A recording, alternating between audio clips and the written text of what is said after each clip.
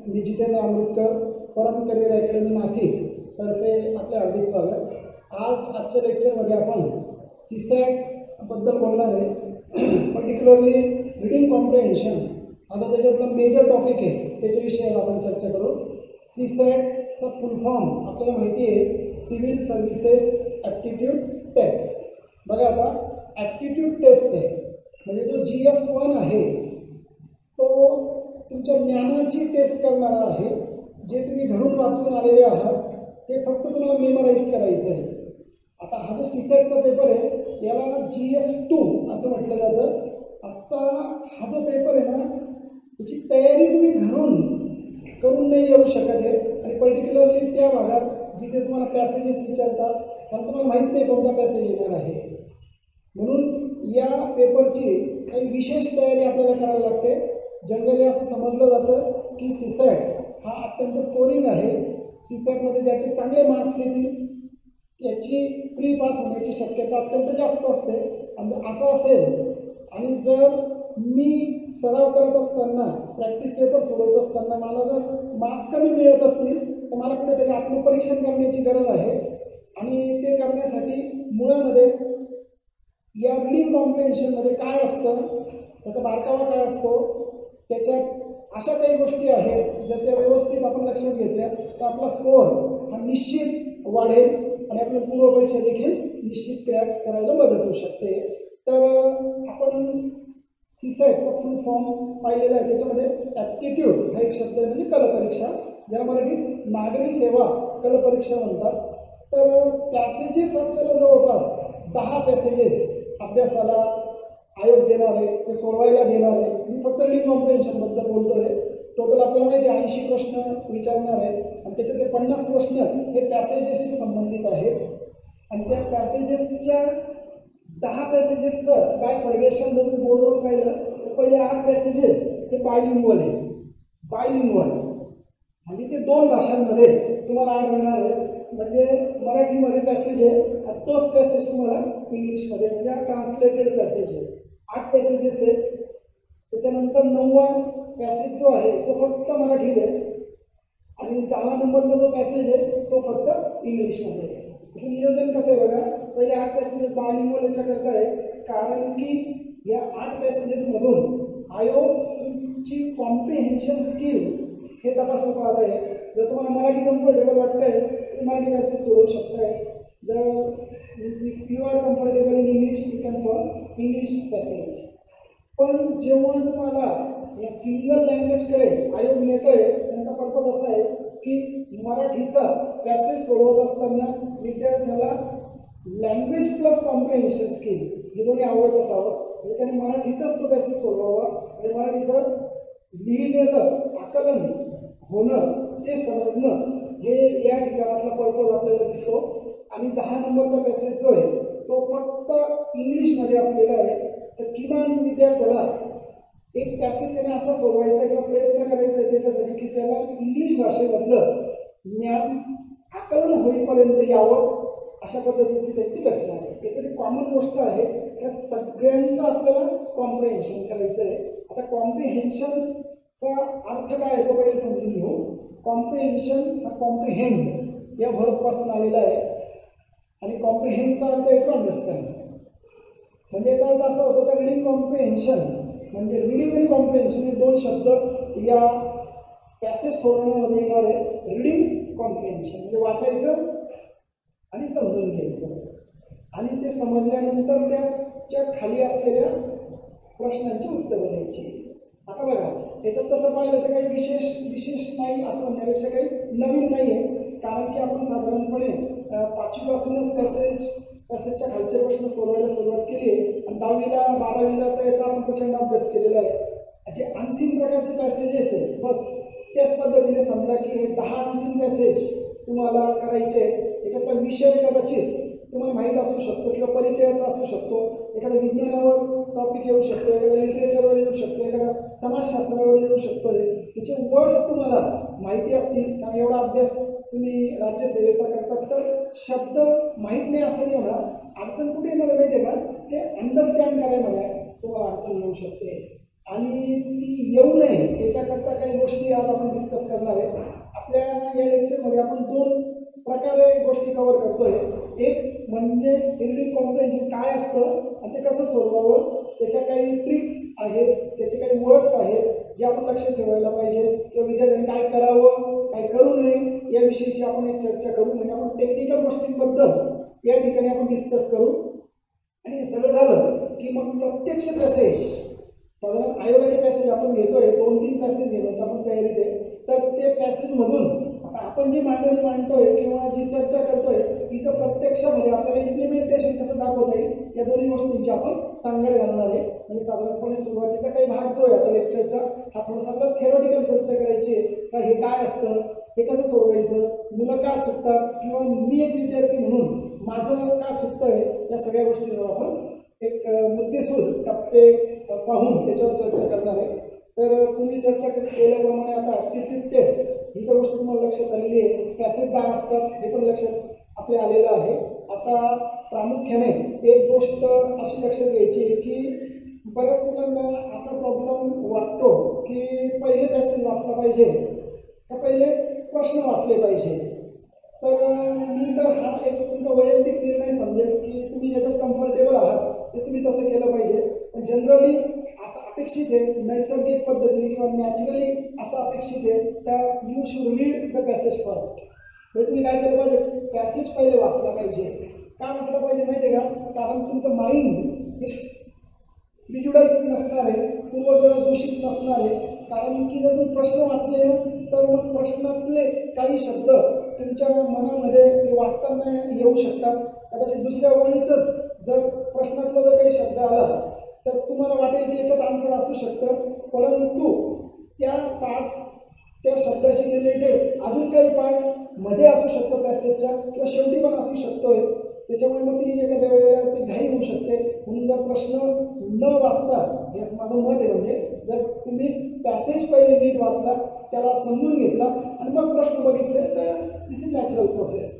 पण असं पण आढळलं आहे की काही विद्यार्थ्यांनी जर प्रश्न वाचले त्याच्यातल्या कीवर्ड्सला गोल केला आणि त्याच्याशी रिलेटेड काही शब्द जसं जसं पॅसेजमध्ये येत गेले त्याला अंडरलाईन केली तर त्यांचाही स्कोअर हा चांगला आलेला आढळलेला आहे. त्याच्यामुळे पहिले पॅसेज वाचावे की पहिले प्रश्न वाचावे हा एक वैयक्तिक निर्णय तुम्ही ठरवा. मी एक तिसरी व्यक्ती म्हणून किंवा दुसरी व्यक्ती म्हणून हे तुम्हाला सांगू नाही शकत आहे की तो असंच कर. म्हणून तुम्ही बघा काही पॅसेज तुम्ही पहिले पॅसेज वाचून सोडवा, काही पॅसेज तुम्ही प्रश्न वाचून सोडवा, काय कम्फर्टेबल वाटतं त्याच्या पद्धतीने तुम्ही केलं तर हे तुमच्या दृष्टीने सोयीस्कर होईल. आता जर पॅसेज पाहिले तुम्ही तर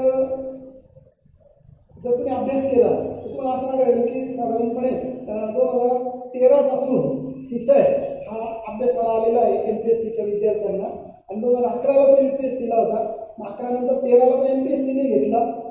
UPSCचे मार्क्स हे क्वालिफाईंग आहे ते धरले जाते मेरिटमध्ये, मात्र MPSCच्या विद्यार्थ्याचे मार्क्स हे धरले जातात त्या मेरिटमध्ये. त्याच्यामुळे आपल्याला काळजीपूर्वक आपल्याला पॅसेजचा अभ्यास करायचा आहे. पॅसेज 10 हे फिक्स आपल्याला 2016 पासून आढळत आहे. 16, 17, 18, 19 या 4 वर्षांमध्ये आपल्याला 10 पॅसेज ही संख्या फिक्स आहे. पण याच्यापूर्वी जर तुम्ही 2015ची परीक्षा पाहिली तर 13 पॅसेजेस जवळपास तिथे होते आणि 13-14ला पण थोडेसे पॅसेज अनइव्हन झाले. कारण की काही पॅसेजला 2 प्रश्न, काहींना 3 प्रश्न, काहींना 4 आले तर 6 सुद्धा प्रश्न एका पॅसेजला 2015पर्यंत झालेले आहे. पण 2016 पासून एक पॅटर्न आयोग फिक्स करण्याचा प्रयत्न करत आहे. तसंच होईल असं काही नाही, पण आपण असं मानूया की साधारणपणे एक पॅसेज आणि फॉलोड बाय 5 क्वेश्चन. आता साधारणपणे 10 पॅसेजेसपैकी 5 पॅसेजेस जे आहेत तर जो सर्वसामान्य जरी विद्यार्थी आहे त्याने अभ्यास केलेला आहे तर तो आरामशीर चांगल्या पद्धतीने सोडवू शकतो. हे तुम्हालाही सरावाच्या दरम्यान आढळलं असेल किंवा जे बिगिनर्स आहेत किंवा नवीन अभ्यास करणारे आहेत, आत्ताच अभ्यास चालू केलेला आहे, अशा विद्यार्थ्यांना आपले अनुभव येईल की साधारण 4-5 पॅसेज तर विद्यार्थी आरामात सोडवतोय. फक्त आपण तुम्हाला एकदम ॲक्युरसी जास्तीत जास्त मेंटेन करायची आहे. आणि उरलेले 5 पॅसेज आहे किंवा 4 पॅसेज आहे हे जर तुम्ही काळजीपूर्वक सोडवले, याला जर काही गोष्टींची जोड दिली जी मी तुम्हाला सांगणार आहे तर अजून तुमचं काम सोपं होऊ शकतं आहे. एक काम करायचं आहे विद्यार्थ्यांना तुम्हाला की ज्या वेळेला तुम्ही 10 पॅसेजेसची सुरुवात करणार आहे सोडवायला, एका पाठोपाठ एक तुम्हाला सोडवायचे, त्याच्यातून समजेल फुरसत नाही आहे, 80 प्रश्न तुम्हाला त्याच्यामध्ये आहे, 2 तासाची वेळ तर साधारणपणे 1.5 मिनिट तुम्हाला एका प्रश्नाला मिळणार आहे आणि 5 प्रश्न एका पॅसेजला असल्यामुळे तुम्हाला 7.5 मिनिटं पूर्ण प्रश्नपत्रिका सोडवायची असेल तर 7.5 मिनिटं एका पॅसेजला मिळणार आहे. तर असं घडायला पाहिजे तुमच्या बाबतीत की काही पॅसेजेस 5-6 मिनिटात पण सोडून व्हायला पाहिजे आणि काही पॅसेजला मला 8 मिनिटं 9 मिनिटं लागले तरी पण तो बॅलन्स होऊ शकतोय. तर आता कसं काय कळेल की एखादा पॅसेज सोपा आहे का कठीण आहे? तर एक काम करायचं की सुरुवातीला ओळी वाचायच्या पॅसेजच्या, मग तुम्हाला त्याच्यातला तुमच्या आवडीचा विषय असेल त्या 2-3 ओळींमधून त्याची मांडणी कशा पद्धतीने केली आहे, कोणता विषय इंट्रोड्यूस केलेला आहे याचा आपल्याला समज व्हायला सुरुवात होते, म्हणजे समजू लागतं ते. एवढं अभ्यासानंतर आपल्याला ते कळतं मात्र. मग असे 10 पॅसेजेसमधून 5-6 पॅसेजेस जे ते तुम्हाला वाचल्यानंतर पटकन आकलन झालं आणि मग पुढे वाचायची पण इच्छा झाली की जरा आपल्याला हे समजू शकतंय. असे 5-6 पॅसेज सुरुवातीला तुम्ही एक 4-5 मिनिटामध्ये किंवा 2-3 मिनिटामध्ये सुरुवातीच्या हे बाहेर काढा किंवा त्याला टिक करा की आपल्याला पहिले सोडवायचे. एकदमच पहिलाच मेसेज जर असं वाटतोय की तो तुमच्या आवडत्या विषयावर नाही आहे, उदाहरणार्थ काय असेल एखाद्या विज्ञानने आवडते किंवा एखाद्या इकॉनॉमिक्सने आवडते, तर आणि तोच जर तो क्रमाने सोडवत राहिला तर त्यावेळेला त्याला अडचण होऊ शकते किंवा त्याचं मन हे थोडंसं जड होऊ शकतंय. तर असं न करता मग त्याच्यातले तुमच्या आवडीचे जर तुम्ही पॅसेज 5-6 तर निघायचे आरामात हे जर सोडवून टाकले आणि या 5-6 पॅसेजमध्ये 25 ते 30 प्रश्नामध्ये जर तुम्हाला चांगल्या पद्धतीने एक असं वाटलं की आता हे सगळे जवळपास प्रश्न आपले बरोबर येऊ शकत आहेत आणि हा जो स्पिरिट आहे ही जी गोष्ट आहे ते उर्वरित मग ते आवडीचे का विषय नसेल किंवा कठीण का पॅसेज असेल ना हे सुद्धा काम सोपं होऊ शकतं आहे. म्हणून आपल्याला थोडं मानसिकता आपली चांगली करायची आहे. एक असं पण घडणार आहे तर तुम्ही नेमका GSचा पेपर देऊन या पेपरकडे येणार आहे, दुपारची वेळ लक्षात घ्या, बऱ्याच वेळेला आपल्याला झोप लागण्याची शक्यता आहे किंवा जड डोकं होण्याची शक्यता आहे आणि मग पॅसेज वाचायची ज्याला अत्यंत कॉन्सन्ट्रेशनची गरज आहे, लेंदी पॅसेजेस आहे, विचार आपले टिकवून ठेवायचे. लक्षात घ्या की म्हणजे तुमच्या बघा शारीरिक श्रमाची चाचणी आहे, मानसिक श्रमाची चाचणी आहे, त्याच्यात बौद्धिक श्रमाची चाचणी आहे आणि दुर्दैवाने समजा GSमध्ये काही प्रश्न तुम्हाला जर चांगले नाही गेले किंवा त्याच्यातून चुकले जर असं तुमच्या लक्षात आलं तर तो विचार तुमच्या मनामध्ये घोळत राहणार आहे. तर या सगळ्या गोष्टींवर तुम्हाला मात करायची आहे. म्हणून असं सांगतो मी की जेव्हा पॅसेजेस तुम्ही सोडवताय तर पहिले 10 पॅसेजेसपैकी प्रत्येक पॅसेजच्या 2-3 ओळी वाचून घ्या. त्याच्यात 3-4 मिनिटं गेले तर चालेल, त्या वेळेचं नियोजनावर आपण नंतरच्या लेक्चरला बोलू. पण तुम्हाला तुमचे चॉईसचे 5-6 पॅसेज हे काढता आले पाहिजे आणि त्याच्यात तुमच्या आवडीचा विषय तुम्हाला नक्कीच मिळणार आहे, कारण की सगळ्या विषयांचा तुम्ही अभ्यास करता GSमध्ये. तर कोणत्याही वर्डिंग आहे हे तुम्ही व्यवस्थित पाहिलं तर तेवढे चॉईस करून तुम्ही बाहेर काढू शकताय. अजून एक गोष्ट तुम्हाला केअर करायची आहे किंवा काळजी करायची आहे का हे जे काही पॅसेजेस आहे तर या पॅसेजेसची निवड करताना कुठला पॅसेज हा मूळ भाषेत लिहिला गेला असावा एक अंदाज लावायचा. कारण बघा पहिले 8 पॅसेजेस हे बायलिंग्वल आहे, हे बायलिंग्वल असल्यामुळे एक तर ते मराठीत असले पाहिजे आणि मग इंग्लिशमध्ये त्याला ट्रान्सलेट केलं आहे किंवा मूळ इंग्लिशमध्ये आणि मग मराठीत ट्रान्सलेट केलं आहे. जनरली विज्ञानाचे वगैरे पॅसेज असं मानलं जातं कामामध्ये पॅसेजेस इंग्लिशमध्ये मूळ असतात आणि मग ते मराठीत ट्रान्सलेट. तर हे समजतं जसं तुम्ही अभ्यास करताना तर हे ट्रान्सलेटेड आहे हे पण आपल्याला कळत जातं आणि मग ते जे मूळ भाषेतले पॅसेज आहेत त्याला पण तुम्ही पहिले सोडवण्याचा प्रयत्न करायचा. मग तर मराठीत असेल तर मराठीत आणि तो इंग्लिशमध्ये लिहिला गेला असा असं वाटत असेल त्या मराठी शब्दांवरनं तर त्याला पण थोडं फॉलो करा की आपल्याला काही इंग्लिश येत नाही तर असं काही नाही, थोडंफार इंग्लिश आपल्याला येतच आहे कारण ग्रॅज्युएट आपण असल्यामुळे तर ते थोडेफार शब्द आपल्याला जमू शकत आहे. काहींचा आग्रह असेल की नाही आम्हाला मराठीतच सोडवायचे हरकत नाही, मग त्या मराठी शब्दामध्ये जर तुम्हाला काही अर्थ लावायला अडचण होत असेल तर मात्र मग तोच पार्ट जर तुम्ही इंग्लिशमध्ये वाचला तेवढाच भाग आता बायलिंग्वल असल्यामुळे एक्झॅक्ट ट्रान्सलेशन आहे ते तर तिथे तुम्हाला त्याच्यातला काही भाग समजला तर ते काम सोपं होऊ शकतंय. कारण की बघा 2014च्या परीक्षेतला काहीतरी पॅसेज होता तर त्याच्यामध्ये साखर झोपे असा एक शब्द होता आणि निद्रिस्त होता. अशा पद्धतीने मराठीमध्ये विद्यार्थ्यांनी साखर झोप आणि निद्रिस्त एका अर्थ घेऊन टाकला. परंतु इंग्लिशच्या याच्यामध्ये ज्या वेळेला विद्यार्थ्यांनी जर वाचला वाचला तर त्यावेळेस त्याचा डिफरन्स हा क्लिअर त्याला झालेला आहे. म्हणून जिथे पण अडचणी तुम्हाला कुठल्या लँग्वेजमधून पॅसेज जेव्हा वाचता येतं त्या शब्दाला किंवा त्या वाक्यरचनेला दुसऱ्या भाषेमध्ये तुम्ही टॅली करून पाहायला पाहिजे. ही एक गोष्ट जर तुम्ही लक्षात घेतली तर तुम्हाला अजून काही प्रश्नांची उत्तरं चांगली देता येऊ शकताय. जर तुम्ही 2013 पासूनच्या तर 19 पर्यंतच्या सीसॅटच्या पॅसेजेसचा जर अभ्यास केला आयोगाच्या तर साधारण तुम्हाला असं आढळून येतं की 13, 14, 15, 16 पर्यंतचे जे काही पॅसेजेस आहेत हे त्या तुलनेने कठीण होते. आणि 17, 18, 19 हे जे काही 3 वर्षाचे पॅसेजेस दिसतात आपल्याला मागचे तर हे बऱ्यापैकी सोपे म्हणूया किंवा फॅक्च्युअल प्रश्न आहेत. त्याच्यामुळे अगदी काही सीसॅट पॅसेजेसचा बाऊ करण्याची गरज नाही. मी तर सांगतो की निम्मे प्रश्न तुम्हाला आरामात सोडवता येणार आहे. फक्त निम्म्या प्रश्नांमध्ये तुम्हाला थोडंसं ज्याला म्हणजे खऱ्या अर्थाने आकलनाची गरज आहे असं मी म्हणेन. आता बघा 10 पॅसेजेसपैकी काही विद्यार्थी असं करतात का प्रत्येक पॅसेजमध्ये 4-4 प्रश्न सोडवण्याचा प्रयत्न करतात. आणि जर तसं केलं त्यांनी तर ते 40 प्रश्नांपर्यंत पोहोचतात. तर माझं मत आहे की तुम्ही 10 पॅसेज वाचून 4-4 करून असे 40 प्रश्न सोडवण्याच्या ऐवजी जर तुम्ही 8च पॅसेज सोडवले त्याच्याखाली 5 प्रश्न असतात आणि 8 पंचे 40 तसे पण प्रश्न होणार आहे. मी याच्याकरता सांगतोय का जर तुम्ही 10 पॅसेज वाचले तर तुम्हाला 10 वेळेला वेगवेगळ्या विषयांवर विचार करावा लागणार आहे. आणि तुम्हाला इंग्लिश फक्त आणि फक्त मराठीचा तो पण पॅसेज तिथं सोडवावा लागेल. तर तसं न करता तुम्ही 8च पॅसेज सोडवा परंतु त्याच्यातले सगळेच्या सगळे म्हणजे 5च्या 5 प्रश्न सोडवायला सुरुवात करा आणि ते सोडवा. का बरं? कारण तुम्ही पहिला पॅसेज वाचताय आणि मग तुम्ही 3 प्रश्न सोडवू शकताय आणि तुम्हाला 2 प्रश्न नाही समजत आहे तर याचा अर्थ तुम्ही पॅसेज हा व्यवस्थित आकलन केलेलं नाही आहे, अंडरस्टँड केलं नाही. तर जर तुम्ही 3 प्रश्न सोडवू शकताय तर नॅचरली तुम्हाला 4था आणि 5वा पण सोडवता आला पाहिजे. तर त्याच्यामध्ये तुम्ही लॉजिक लावण्याचा प्रयत्न करा. काही शब्दरचना आहे ज्याला आपण ट्रिकी वर्ड्स म्हणणार आहे तर त्याच्यावर पण आपण चर्चा करू थोड्या वेळाने. तर त्याचा पण वापर करू शकता. 3 तर सोडवता येतात इन अँड ॲव्हरेज. बरेच विद्यार्थी असं म्हणतात की सर आम्हाला 3 बरोबर येतात पण 4 तर त्याला थोडा प्रॉब्लेम येतो आणि 5वा तर बाबा आम्हाला तो म्हणजे समजतच नाही.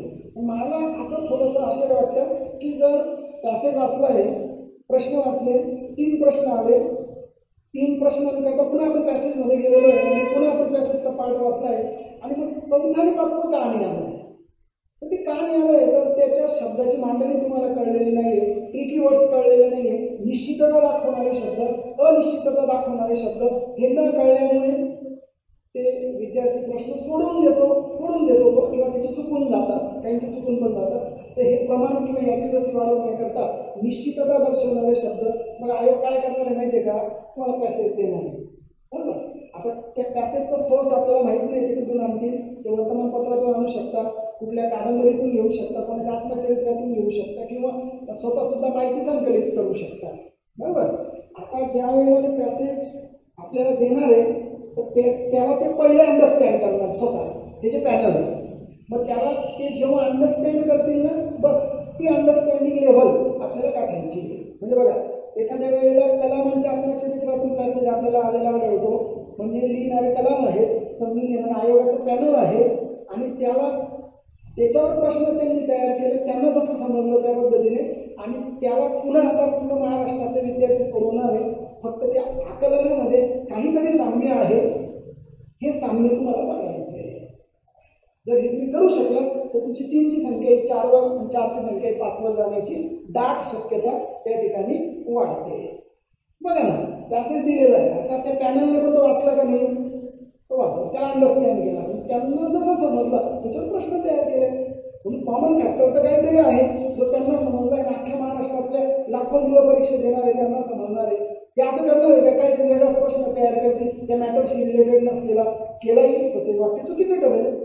म्हणजे बऱ्याच वेळेला काय होतं माहिती आहे का? आता ते चुकवू कुठे शकतं आपल्याला बघा. बरोबर तर आपल्याला येत आहे 3 म्हणजे 2 चुकत आहे एका पॅसेजचा विचार केला तर म्हणजे चुकवू कुठू शकत आहे प्रश्नाच्या रचनेमध्ये.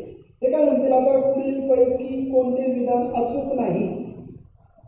आता आपल्याला काय सवय आहे कोणते विधान बरोबर आहे कोणते विधान चुकीचे आहे. आता माझं अचूक नाही म्हणजे चुकीचे नाही.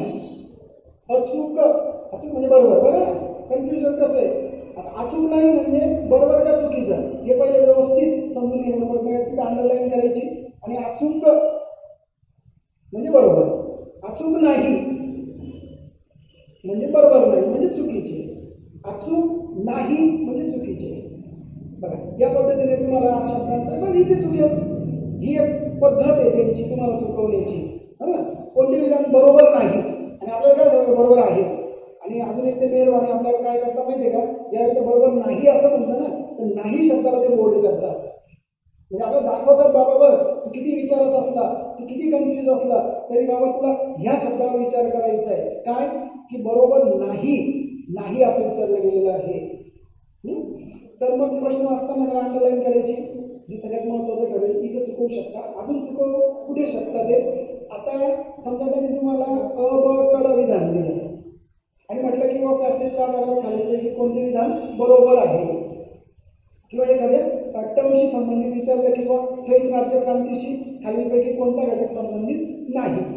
तर त्यांनी 1 2 3 4 दिलं, 1 2 3 4 आणि मग खाली पर्याय दिलेले किंवा ABCD दिला. तर जनरली आपण काय करतो A for 1 असं कन्सिडर करतो. आणि जर उत्तर जर ते C वाक्य असेल बरोबर ABCD मधलं 4 वाक्य दिल्यावर आणि मग C मग आपण ग्रँटेड असं करून घेतो का C म्हणजे 3. आणि नेमकं काय असतं मग त्याने बरोबर 1 नंबरला A दिलं असतं, 2 नंबरला B दिलेला असतो आणि 3 नंबरला D दिलेला असतो आणि 4 नंबरला C दिलेला असतो. आणि आपण काय आहे चला त्या क्रोनॉलॉजिकली आपण काय आहे A for 1 आणि जातो आपण त्या ठिकाणी C हा 3ला बोल करून देतो. बघत पण नाही व्यवस्थित. आता ही चुकी तुमची किंवा ते सोडवणाऱ्याची. इथे आपल्याला आयोग चुकवू शकता. ठीक आहे, म्हणजे ते बरोबर आहे का चुकीचे आहे का बरोबर नाही ही सूचना पहिले वाचायची. दुसरी सूचना लक्षात घ्यायची का या नंबरप्रमाणे की 1 नंबरला म्हणजे A म्हणजे 1 नंबरला दिला असेल असं काही नाही आहे. दुसरी गोष्ट असं ते विचारू शकता की कुठलं एखादं वाक्य दिलं तर उदाहरणार्थ भारताची भौगोलिक परिस्थिती चांगली नाही. बघा नाही म्हटलं तर मग नाही ठाम. भारताची भौगोलिक परिस्थिती टिंबटिंब पीक घेण्यासाठी चांगली आहे म्हणजे चांगली आहे. बघा आहे आणि नाही हे दोन्ही निश्चितता दर्शक शब्द आहे. आहे म्हणजे आहे आणि नाही म्हणजे नाही. आता काही वेळेला आयोग कसं करतं माहिती आहे का, आता उदाहरणार्थ म्हटलं किंवा यश मिळवण्यासाठी फक्त बघा फक्त शब्द कीवर्ड येतात.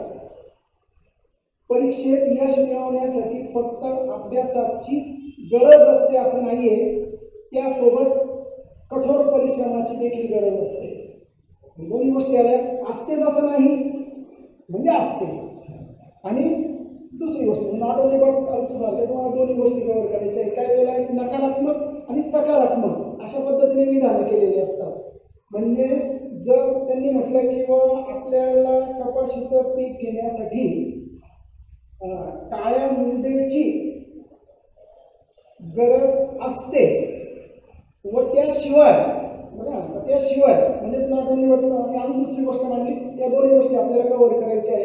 आणि एखाद्या वेळेला ते सांगतात की हे कारण नसून म्हणजे भारताच्या लोकसंख्या वाढीसाठी, आता त्यांनी म्हटलं की भारताच्या लोकसंख्या वाढीसाठी भरभर होणारी जी काही चाइल्ड मॅरेजेस आहेत तर ही कारणीभूत नसून, आणि मग पुढच्या वाक्यात आता कारणीभूत नसून म्हटलं ना म्हणजे मग ते कारण नाही आहे.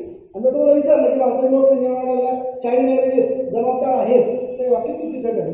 मग त्यांनी त्याच्यामध्ये म्हटलं होतं की बराबर किंवा चाइल्ड मॅरेजेस ही जरी होत असली किंवा हे त्याचं कारण नसून त्याचं दुसरं कारण त्या ठिकाणी आपल्याला बघायला मिळतं. म्हणजे होकारात्मक आणि नकारात्मक अशा दोन्ही बाजू तुम्हाला त्या ठिकाणी लक्षात घ्यायचे आहे. अजून काही गोष्टींची चर्चा करायची असताना काही शब्द तुम्हाला आयोग देणारे बरेचसे प्रश्न म्हणजे स्ट्रेट फॉरवर्ड सापडतात. असं काही नाही 5 प्रश्न अत्यंत काहीतरी किचकट आणि विद्यार्थ्याला ते सापडायलाच नको आणि त्यांनी किती वाचलं तरी त्याला उत्तर येणार नाही असं कसं शक्य आहे. हे शक्य नाही होऊ शकत. कारण पॅसेजवरच जर आधारित प्रश्न आहे तर तुम्हाला काही नियम काही फ्रेम तुम्हाला सेट करायची आहे. ती फ्रेम अशी आहे का पॅसेज मधल्या मॅटरला 100% सत्य समजायचं. त्याला सत्य मग त्यांनी काय लिहिलेलं असेल ना तर लिहिलं ना हे यस दिस इज दिस, आणि त्या आधारावर तुम्हाला ते प्रश्न विचारणार आहे. म्हणून त्या चौकटीच्या बाहेर तुम्हाला जायचं नाही. फार तर ते समानार्थी शब्द वापरू शकताय, त्याच्या पलीकडे ते दुसरं काही करू शकत नाही. उदाहरणार्थ बघा, जर त्यांनी म्हटलं की व सदोष, या सदोष पद्धती आणि प्रश्न विचारला की हे चुकीच्या पद्धती आहे, मग हे समानार्थी झालं का नाही? मग सदोष म्हणजे दोष असलेलं है ना, आणि एका बाजूला म्हटलं की चुकीचं आहे, मग बरोबर आहे. सदोष म्हणजेच काय? चुकीचं आहे. म्हणजे एक्झॅक्ट शब्द नाही सापडणार, तो मग त्याला पर्यायी शब्द देऊ शकताय. तो पर्यायी शब्द घेताना मात्र तुम्हाला त्या फ्रेमवर्कच्या बाहेर जायचं नाही आहे. जे मांडलं आहे त्याच अर्थाचं तुम्हाला वाक्य शोधायचं आहे. याच्या पलीकडे काही करण्याचा प्रयत्न केला तुम्ही तर मात्र ते चुकून जातं, आणि त्या चुकी होण्यामध्ये तुम्ही आउट ऑफ फ्रेम जाणं किंवा स्वतःला पूर्वीचं जनरल नॉलेज असणं आणि ते पॅसेजमध्ये लावणं, अप्लाय करणं, हे सुद्धा एक प्रश्न चुकण्याचं कारण आहे. म्हणजे एखादी गोष्ट युनिव्हर्सली करेक्ट आहे पण ती पॅसेजच्या मॅटरशी मेळ नाही खाते, तर ती गोष्ट तुम्हाला सोडून द्यायची किंवा ती चुकीची ठरवायची. जर तुम्हाला असं म्हटलं किंवा प्रतिकूल परिस्थितीमध्ये त्याने यश मिळवलं आणि पॅसेजमध्ये विचारलं की त्याने वाईट परिस्थितीमध्ये यश मिळवलं किंवा त्याच्या वेळेला परिस्थिती चांगली नव्हती, तर प्रतिकूल म्हणजे चांगली नव्हती, बरोबर आहे, आणि वाईट परिस्थिती होती, हे पण बरोबर आहे. म्हणजे बघा कुठपर्यंत तुम्हाला मॅच करायचं आहे हे एक लक्षात घ्या. म्हणून नगण्य प्रभाव एका पॅसेजमध्ये विचारलं किंवा नगण्य प्रभाव होता. नगण्य म्हणजे नव्हता, नगण्य इतका म्हणजे जवळपास नाहीच, ठीक आहे. इंग्लिशमध्ये लिटिल शब्द होता, म्हणजे जवळपास नसल्यासारखं, म्हणजे इतकं प्रमाण त्याचं कमी होतं. आता काही वेळेला या समानार्थी शब्दामध्ये दोष काय निर्माण होऊ शकतो या चूक काय निर्माण होऊ शकते. जर असं म्हटलं की एका परीक्षेला विचारलं होतं की प्रिंटिंग प्रेसचा शोध लावण्यासंबंधित होतं, आणि मग त्या पॅसेजमध्ये असं होतं की त्याला विकसित केलं होतं, आणि विद्यार्थ्यांनी काय केलं, विकसित करणे आणि शोध लावणे याला समानार्थी घेऊन टाकलं. ते चुकलं, लक्षात घ्या. तर त्याचा शोध लावला हे चुकीचं झालं, कारण पॅसेजमध्ये त्याला विकसित केलं असं दिलेलं होतं. विकसित केलं म्हणजे ते ऑलरेडी कोणीतरी इन्व्हेंट केलं होतं आणि फक्त त्याला डेव्हलप केलं आहे. आणि शोध लावणे वेगळं आहे आणि विकसित करणे वेगळं आहे, याला समानार्थी घेऊ नये. ही कुठेतरी एक बाउंड्री तुम्हाला लक्षात आली पाहिजे. आणि एका पॅसेजमध्ये जो पॉलिटिक्सशी रिलेटेड होता तर ते कलम 32 नुसार असे हक्क दिलेले अशा बाबतीमधला पॅसेज होता. तर हे सर्व व्यक्तींना दिलेले आहेत असं त्यांचं म्हणणं होतं प्रश्नामध्ये, आणि पॅसेजमध्ये ते नागरिकांना दिलेले असं म्हटलेलं होतं.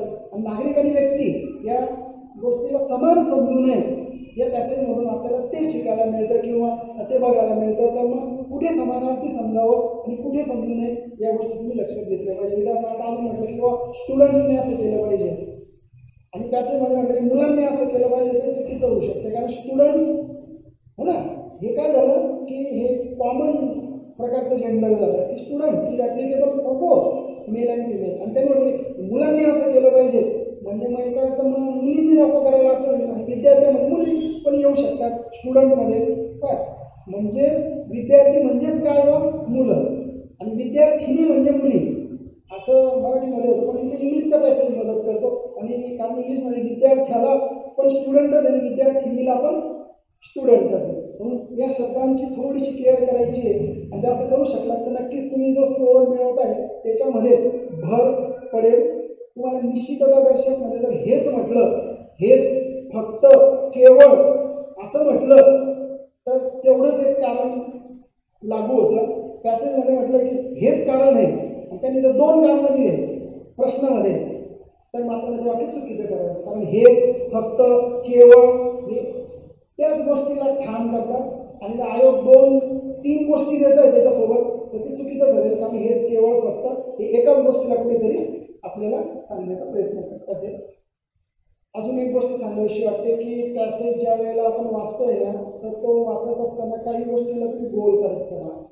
पहिले पॅसेज वाचावं या मताचं मी आहे, तर ते पेन्सिलने गोल करायला देण्याने काय हरकत नाही. आणि काय करा माहिती आहे का, 3-4 ओळी झाल्या किंवा एक पॅरेग्राफ झाला तर तुम्ही त्याच्याशी रिलेटेड काहीतरी त्याच्या पुढे लिहित चला. म्हणजे इथं काय आहे आणि हे जे आहेत ना हा तुमचा टार्गेटेड एरिया बनेल, ही कीवर्ड बनेल. असं साधारणपणे अंडरलाईन करत चला, गोल करत चला.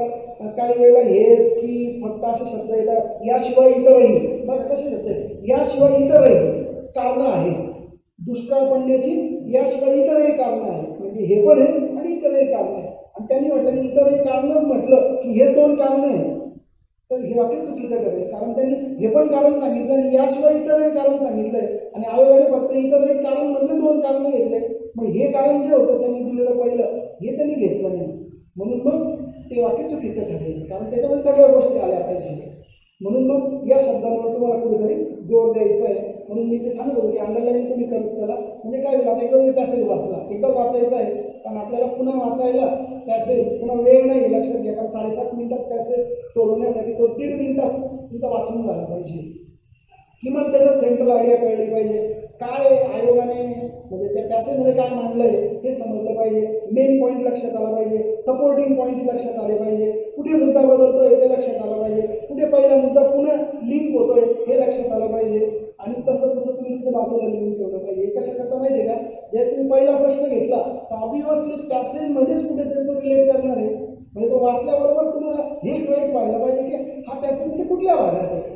आणि योगायोगाने जर तुम्ही ते पेनाने किंवा पेन्सिलने बाजूला लिहून ठेवलं असेल आणि त्याच्याशी जर ते मॅच झालं तर पटकन तुम्ही टार्गेट एरियात जाता. म्हणजे असं नको व्हायला की पहिल्या प्रश्नातून तर शेवटच्या 2 ओळी मग परत पहिल्यापासून तुम्ही पूर्ण पॅसेज वाचाल तर ते रीडिंग तुम्हाला जास्त वेळ खाऊ नये, आणि एकदा तुम्ही पॅसेज वाचला नाही तसं असेल तर तुम्ही मात्र तिथे वेळ वाचण्याकरता पटकन त्या टार्गेट एरियात पोहोचण्याचा प्रयत्न करताय. काही विद्यार्थ्यांचं असं पण आढळतं का ते पहिले प्रश्न वाचतात, प्रश्नामधल्या काही महत्त्वाच्या ओळींना गोल करतात, तेवढं लक्षात ठेवण्याचा प्रयत्न करतात, पॅसेज परत पहिल्यापासून शेवटपर्यंत वाचतात. मध्ये माझं असं तुम्ही जरी पहिले प्रश्न वाचले तर मग त्या ओळी दिसतात 3-4 लगेच सोडवण्याचा प्रयत्न करतात, ते रिस्की होऊ शकतंय. इतका फास्ट पॅसेज प्रत्येक वेळेला बरोबरच सोडवून हे थोडं रिस्की आहे, कारण तुम्ही पूर्ण पॅसेज हा वाचायचाच आहे, एकदा तरी किमान एकदा तरी वाचायचाच आहे.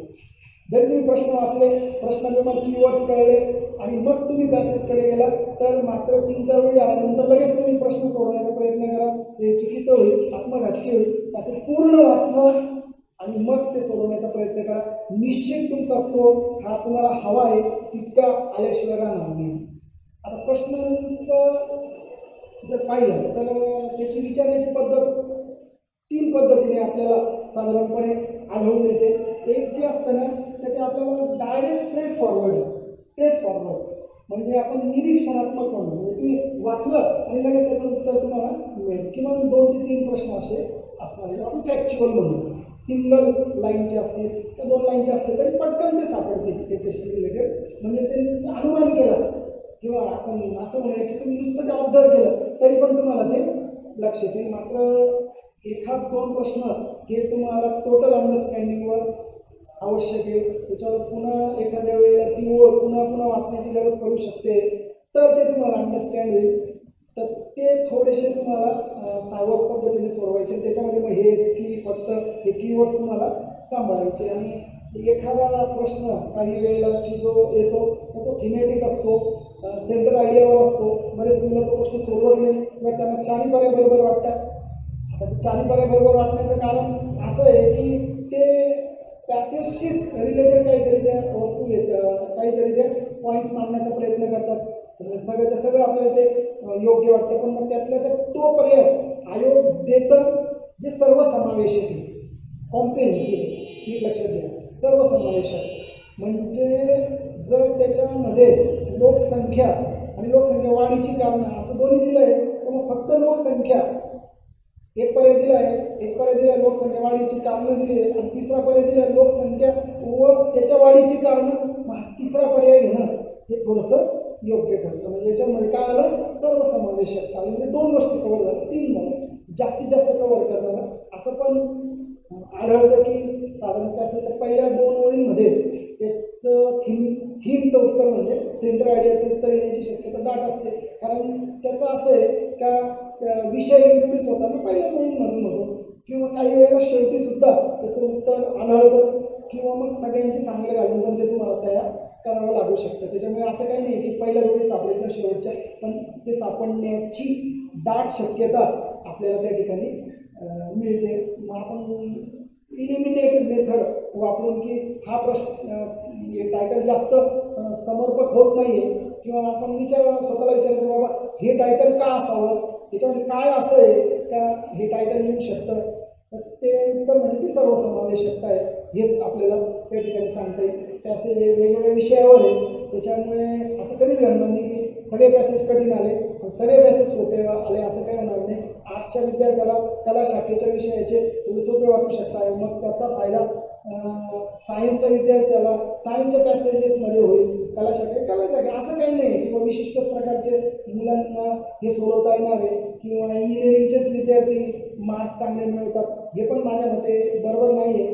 कारण की इंजिनिअरिंगचे मुलं हे पॅसेजेस खूप सोडवतात असं पण काही नाही, फक्त रिझनिंगचे किंवा मॅथचे प्रश्न ते चांगल्या पद्धतीने सोडवू शकतात असं म्हटलं होतं. पण आयोगाच्या म्हणण्यानुसार तर त्याची लेवल 10वी-12वीची आहे, त्याच्यामुळे 10वी-12वीचं आपणही झालो आहे म्हणजे ते होऊन पुढे गेलेलं आहे, तर मग ते सुद्धा आपल्याला त्या ठिकाणी कव्हर करता येऊ शकते. त्याच्यामुळे असं काही नाही तुम्ही कला शाखेच्या विद्यार्थ्यांना मला भेटायचं फारच कठीण जाते असं काही नाही. तर तो तुम्ही अभ्यास करा, त्याचा अनुभव प्रत्यक्ष घ्या.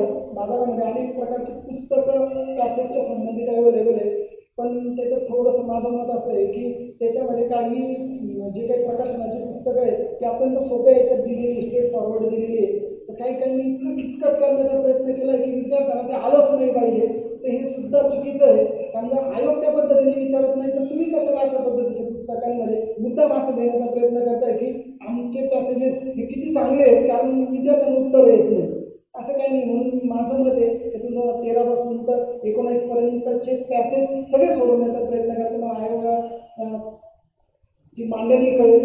आणि अजून महत्त्वाची गोष्ट म्हणजे त्यांचा टोन कळेल.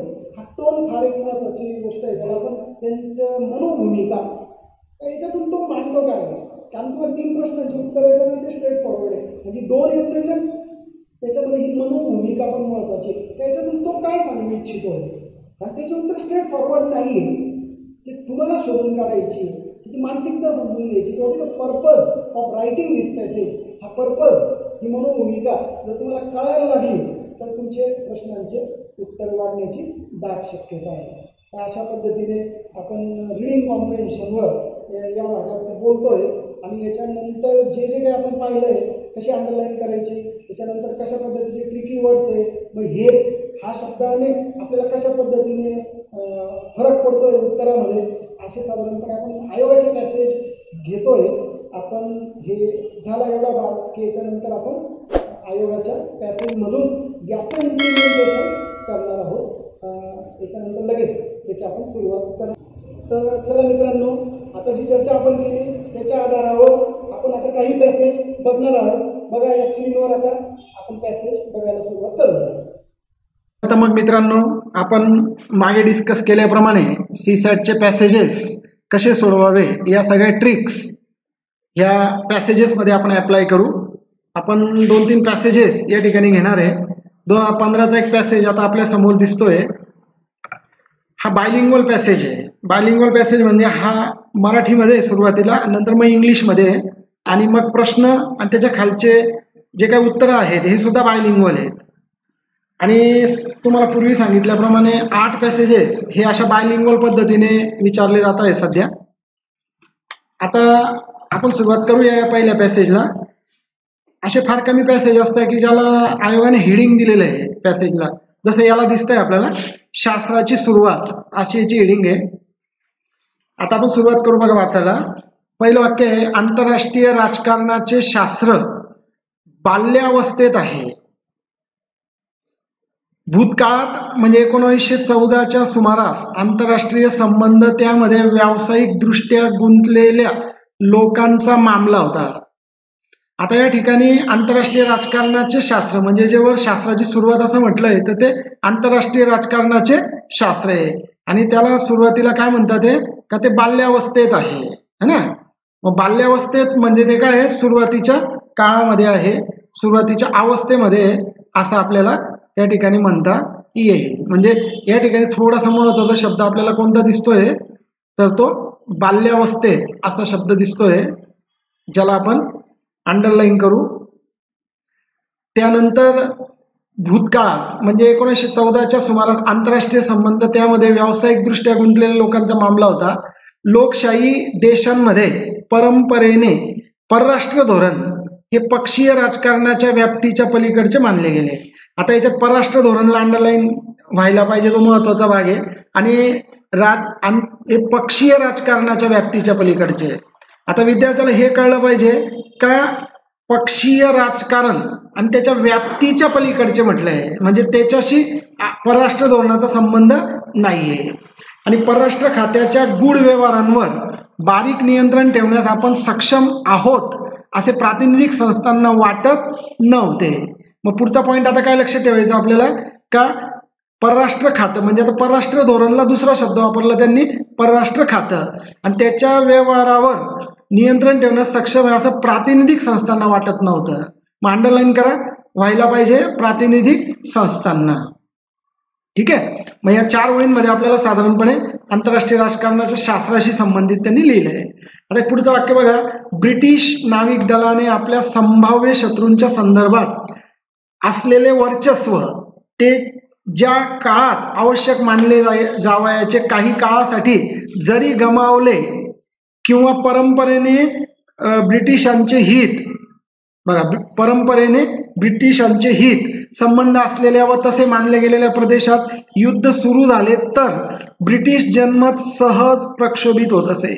आता हे सगळ्यात कीवर्ड्स याच्यामध्ये काय आहे तर ब्रिटिश जनमत सहज प्रक्षोभित होत असे. बरोबर. आता ते का होत असे तर त्याचे 2 कारणं दिले बघा.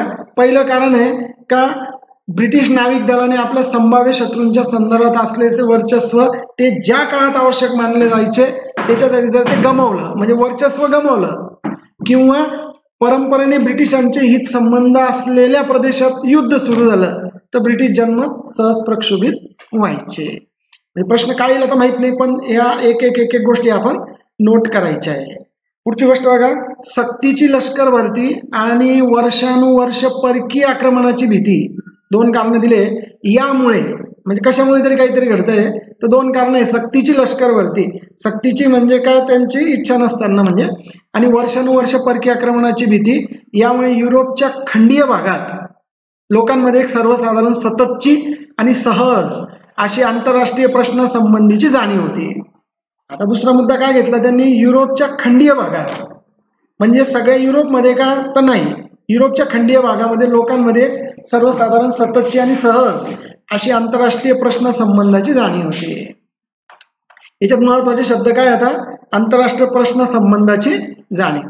परंतु या जाणीवेची अभिव्यक्ती मुख्यतः कामगार चळवळीच्या माध्यमातून होत असे, ज्या योगे कामगार चळवळीने वेळोवेळी पोथीनिष्ठ असे युद्ध विरोधी ठराव पारित केले. याच्यात सगळ्यात महत्वाचा शब्द आहे आता युद्ध विरोधी ठराव पारित केले.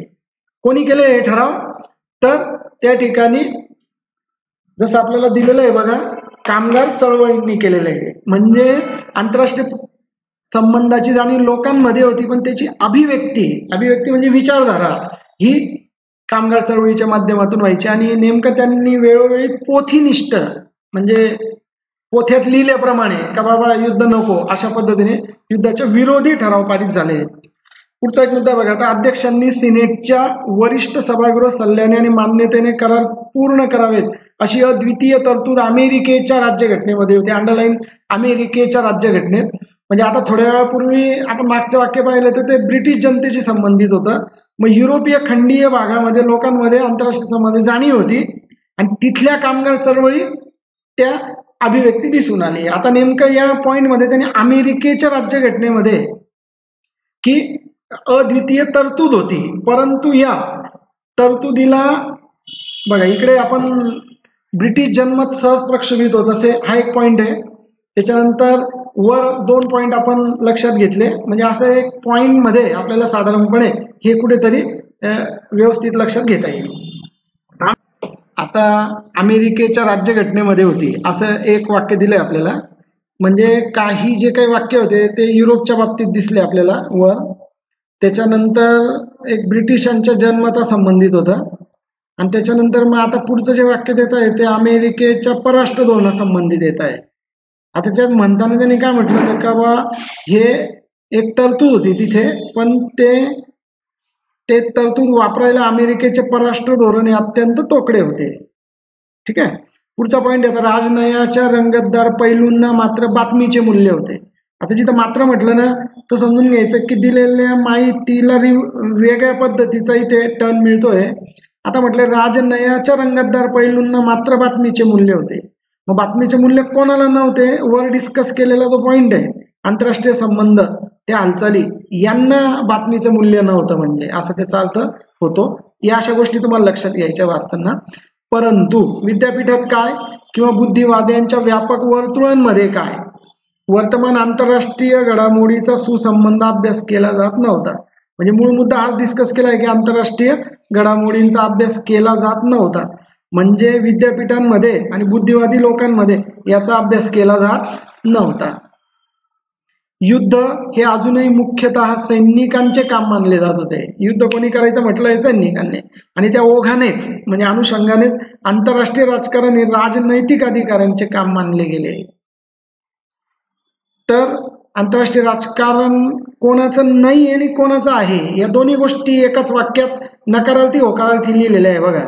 म्हणजे युद्ध हे काम सैनिकांचे आणि आंतरराष्ट्रीय राजकारण हे राजनैतिक अधिकाऱ्याचे.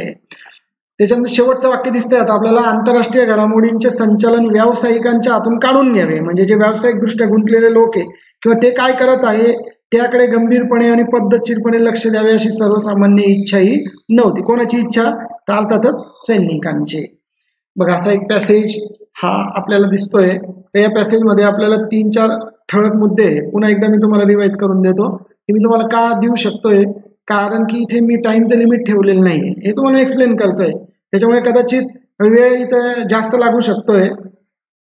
हा पॅसेज कसा सोडवायचा हे मी पॅसेजच्या ओळी वाचता सांगत असल्यामुळे आपल्या टाइम मॅनेजमेंटचा इथे काही विषय आता नाही आहे की तेवढ्या मिनिटात आपण वाचून सोडवायचं आहे. हे एक्सप्लेन करतोय म्हणून आपला वेळ तिथं जास्त लागेल. तर जे मी आता तुम्हाला बोलून सांगतोय तर ते तुम्हाला मनोमन करायचं आहे परीक्षेला.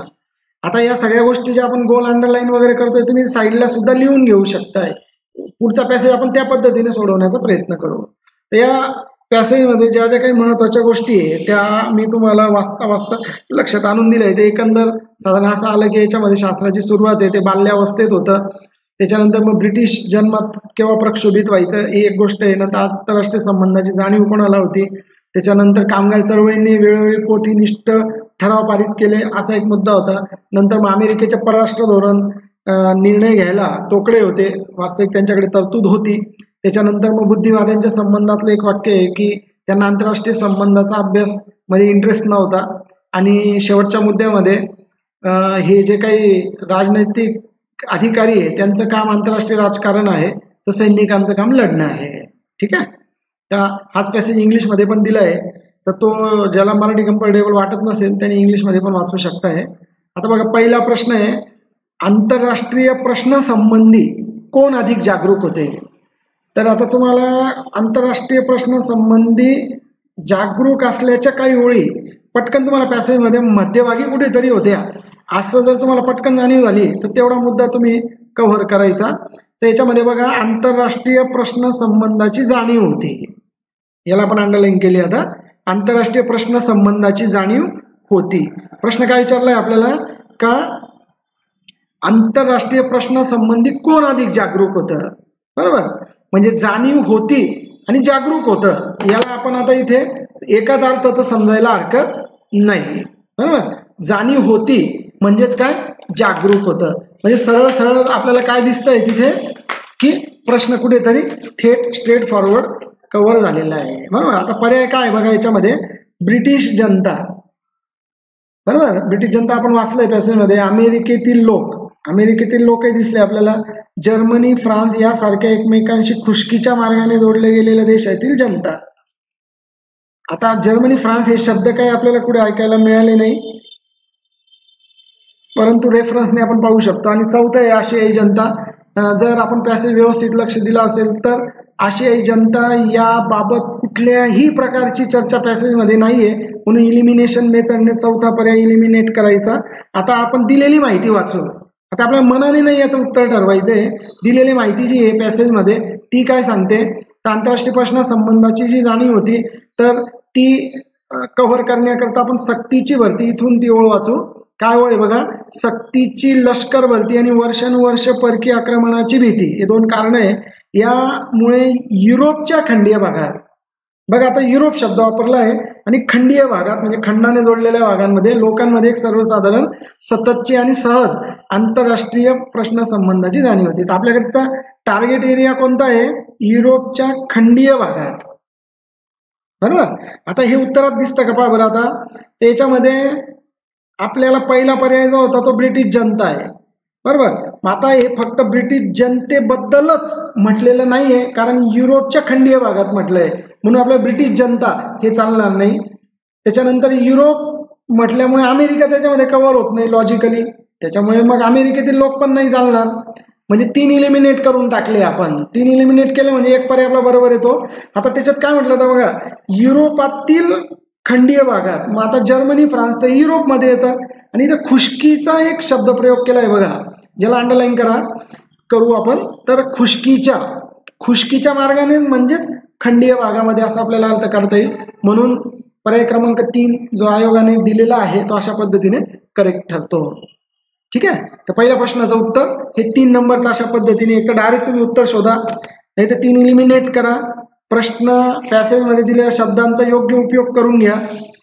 इथे दिलेलं होतं की कोण अधिक जागरूक आहे आणि त्या ठिकाणी जाणीव होती असं शब्दप्रयोग केले होते. म्हणजे आयोगाचं आपल्याला असं धोरण दिसतंय का एक्झॅक्ट त्या ठिकाणी वर्ड ते वापरत नाहीये, पण ते दुसऱ्या शब्दाचा वापर करून आपल्याला ते शोधता येऊ शकतंय. दुसऱ्या प्रश्नाकडे जाऊ आपण. बघा, उतार्यावरून आपण असा निष्कर्ष काढू शकतो की, संपूर्ण उतारा आपण वाचला आहे तर निष्कर्ष शब्द हा सगळ्यात महत्वाचा ठरेल. निष्कर्ष की युरोपातील कामगार वर्गाचे नेते. आता आपला जो टार्गेट एरिया असेल की जिथे युरोपी मधले कामगार नेते आहेत तिथेच फक्त आपल्याला बघायचं आहे. आणि तिथे 1 ते 2 ओळींमध्येच युरोपातील कामगार वर्गांबद्दलची माहिती आलेली आहे. त्याच्यामुळे दुसऱ्या कुठल्याच मॅटरला आपल्याला टच करायचं नाही आहे. परत एकदा प्रश्न वाचू आपण. उतार्यावरून आपण असा निष्कर्ष काढू शकतो की युरोपमधील कामगार वर्गाचे नेते डॅश डॅश होते. 1 नंबर महान शिक्षण तज्ज्ञ. बघा बरं, शिक्षणाचा कुठलाही संबंध या पॅसेजमध्ये नाही आहे, त्याच्यामुळे पहिला पर्याय वाचल्याबरोबर चुकीचा ठरेल. त्याच्यानंतर मध्ये आदर्शवादी होते. त्याच्यानंतर आता आदर्शवादी होते हेही काही कुठे क्लिअर नाही आहे. अजून तर आपण टार्गेट एरियात जायचं बाकी आहे, पण तरी पण जेवढं आठवत आहे वाचल्यावर तर ते आदर्शवादी होते वगैरे असं काही आदर्श घालून दिला असं काही पॅसेजमध्ये नाही आहे. त्याच्यामुळे दुसरं पण इलिमिनेट करायला हरकत नाही. आता उत्तर इथं 3 किंवा 4 असलं पाहिजे. तर 3 नंबरचा पर्याय युद्धाची उत्तम जाण असणाऱ्या गटाचे भाग होते. म्हणजे त्यांना युद्धाची उत्तम जाण होती. आणि 4 नंबरचा पर्याय वास्तविक स्थितीवर पकड नसलेले. आता हे दोन्ही ना एकमेकांना विरुद्ध वाक्य आहे. म्हणजे एक तर त्यांना युद्धाची उत्तम जाण होती, नाहीतर मग त्यांचं वास्तविक स्थितीवर पकड नव्हती. आता याच्याकरता आपल्याला काय करायला लागेल, पॅसेजच्या ओळी घ्यायला लागतील. तर बघा, युरोपातील जे काही कामगार मंडळी आहे त्यांच्या संबंधातलं जे काही वाक्य आहे त्या वाक्यावर आपण टार्गेट करू. तर ते वाक्य आपल्याला साधारणपणे मध्यभागी सापडतंय बघा. तर परंतु या जाणीवेची अभिव्यक्ती, म्हणजे मागचं वाक्य होतं की आंतरराष्ट्रीय प्रश्नासंबंधी जाणीव होती युरोपातील खंडीय भागात, पण याची अभिव्यक्ती म्हणजे विचार करण्याची जी काही पद्धत किंवा मांडणी होती ती मुख्यतः कामगार चळवळीच्या माध्यमातून होत असे. कामगार चळवळीचे लोक काय करायचे ते मांडायचे विषय. ज्या योगे कामगार चळवळीने वेळोवेळी पोथीनिष्ठला आपण हायलाईट केलं पाहिजे. पोथीनिष्ठ होते. पोथीनिष्ठ म्हणजे काय, एक प्रकारचे कागदी, ज्याला म्हणूया आपण का बुकिश, असे युद्धाच्या विरोधी. म्हणजे पोथीनिष्ठ आणि युद्धाच्या विरोधी हे 2 शब्द आपल्याला मदत करणारे उत्तर शोधायला. आता पॅसेजमध्ये 2 प्रकारचे वाक्य आहे. तर त्याच्यात म्हटलं आहे त्यांनी का त्यांना युद्धाची जाण असलेले गटाचे भाग होते. आता जर त्यांना युद्धाची जाणीव असती तर त्यांनी वेळोवेळी पोथीनिष्ठ युद्धाच्या विरोधी असे ठराव पारित केले नसते. त्यांनी कसे केले असते, मग परिस्थिती पाहून केले असते. आता कायमच जर युद्धाच्या विरोधी ठराव पारित केले, युद्ध नको नको नको असे पोथीनिष्ठ, म्हणजे पोथ्यांमध्ये लिहिलंय का बाबा युद्ध नको, हिंसा नको, असा त्याचा अर्थ. म्हणजे याचा अर्थ त्यांना वास्तविक स्थितीवर परिस्थितीवर पकड नव्हती.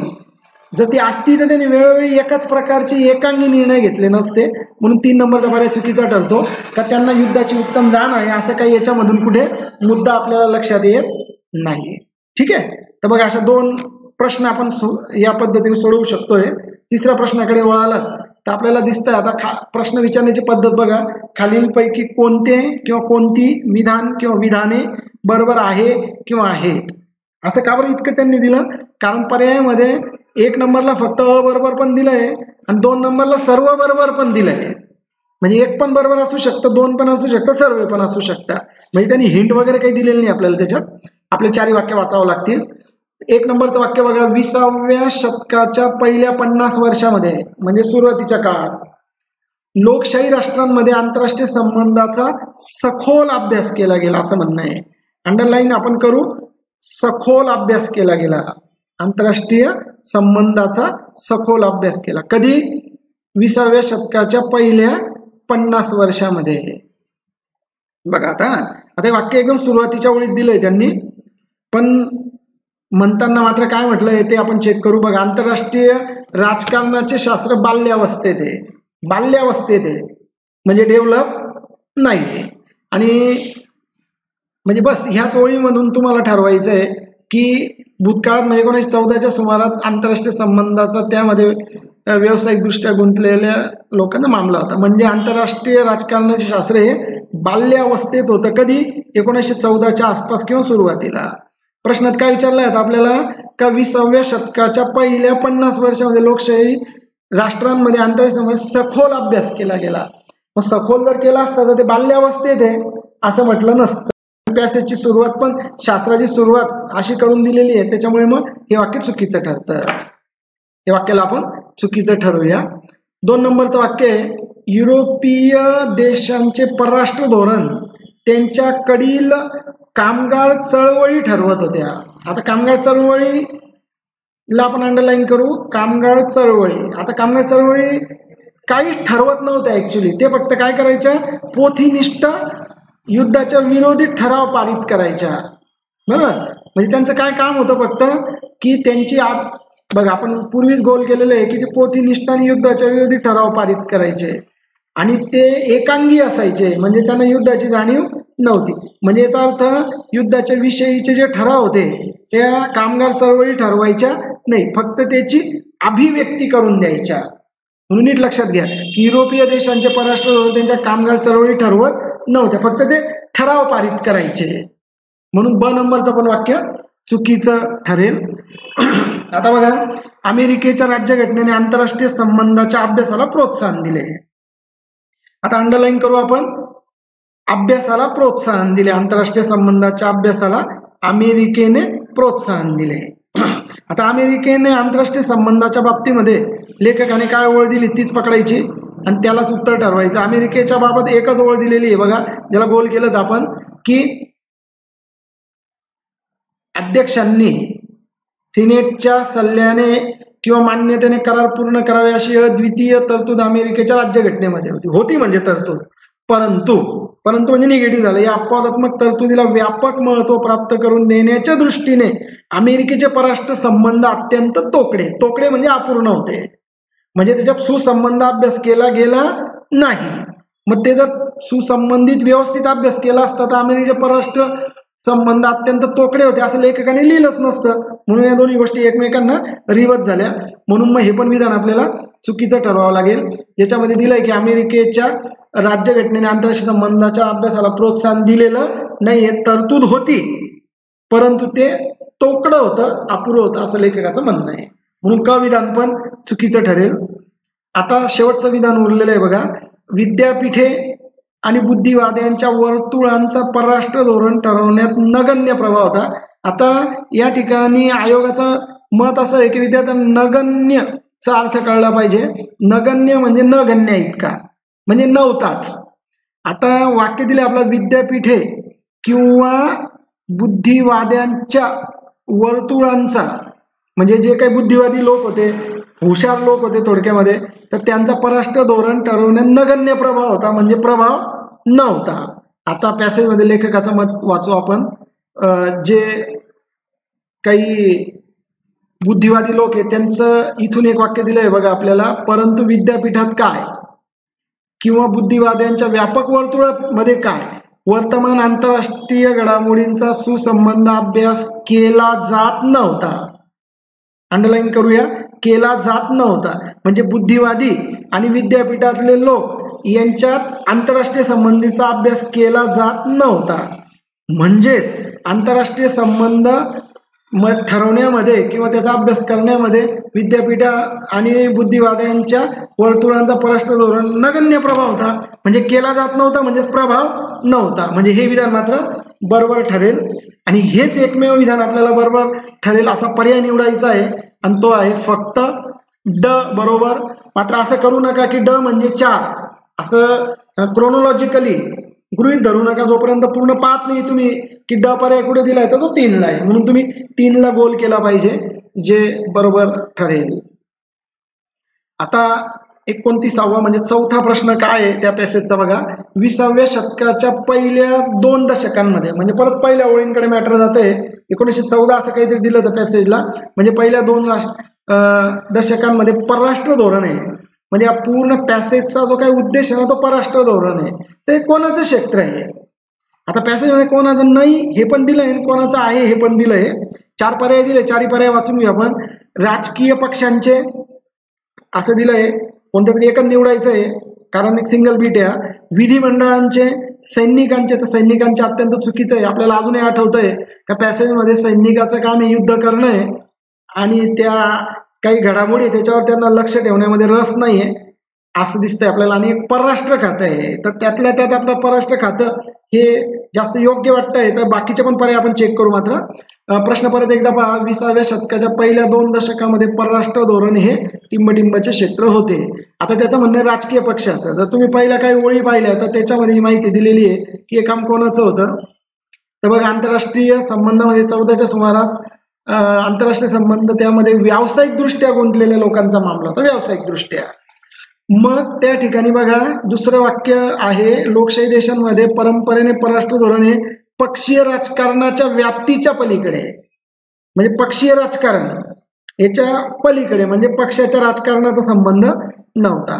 आणि त्याच्या पुढचं वाक्य, परराष्ट्र खात्याच्या गुढीवर बारीक लक्ष ठेवून सक्षम होत असे प्रातिनिधिक संस्थांना वाटत नव्हते.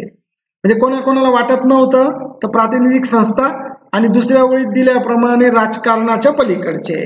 आता परत एकदा प्रश्न पाहू आपण. प्रश्नात आपल्याला काय दिलंय बघा. तर 20व्या शतकाच्या पहिल्या 2 दशकांमध्ये परराष्ट्र धोरणे आता राजकीय पक्षांचे, आता राजकीय पक्षांच्या व्याप्तीच्या पलीकडे असं म्हटलंय. म्हणजे मग राजकीय पक्षांचं नव्हतं परराष्ट्र धोरण हे क्षेत्र, हे क्लिअर होतं. म्हणजे पहिला पर्याय चुकीचा. आता हे विधिमंडळ म्हटलंय आणि पॅसेजमध्ये म्हणताना प्रातिनिधिक संस्था म्हटलंय, म्हणजे त्यांच्या व्याप्तीच्या पलीकडे, म्हणजेच प्रातिनिधिक संस्था आणि विधिमंडळ ही एक गोष्ट तुम्हाला दोन्ही मिळून ठरवायची आहे. आणि मग ते पण विधान आपण त्या ठिकाणी चुकीचं ठरवूया.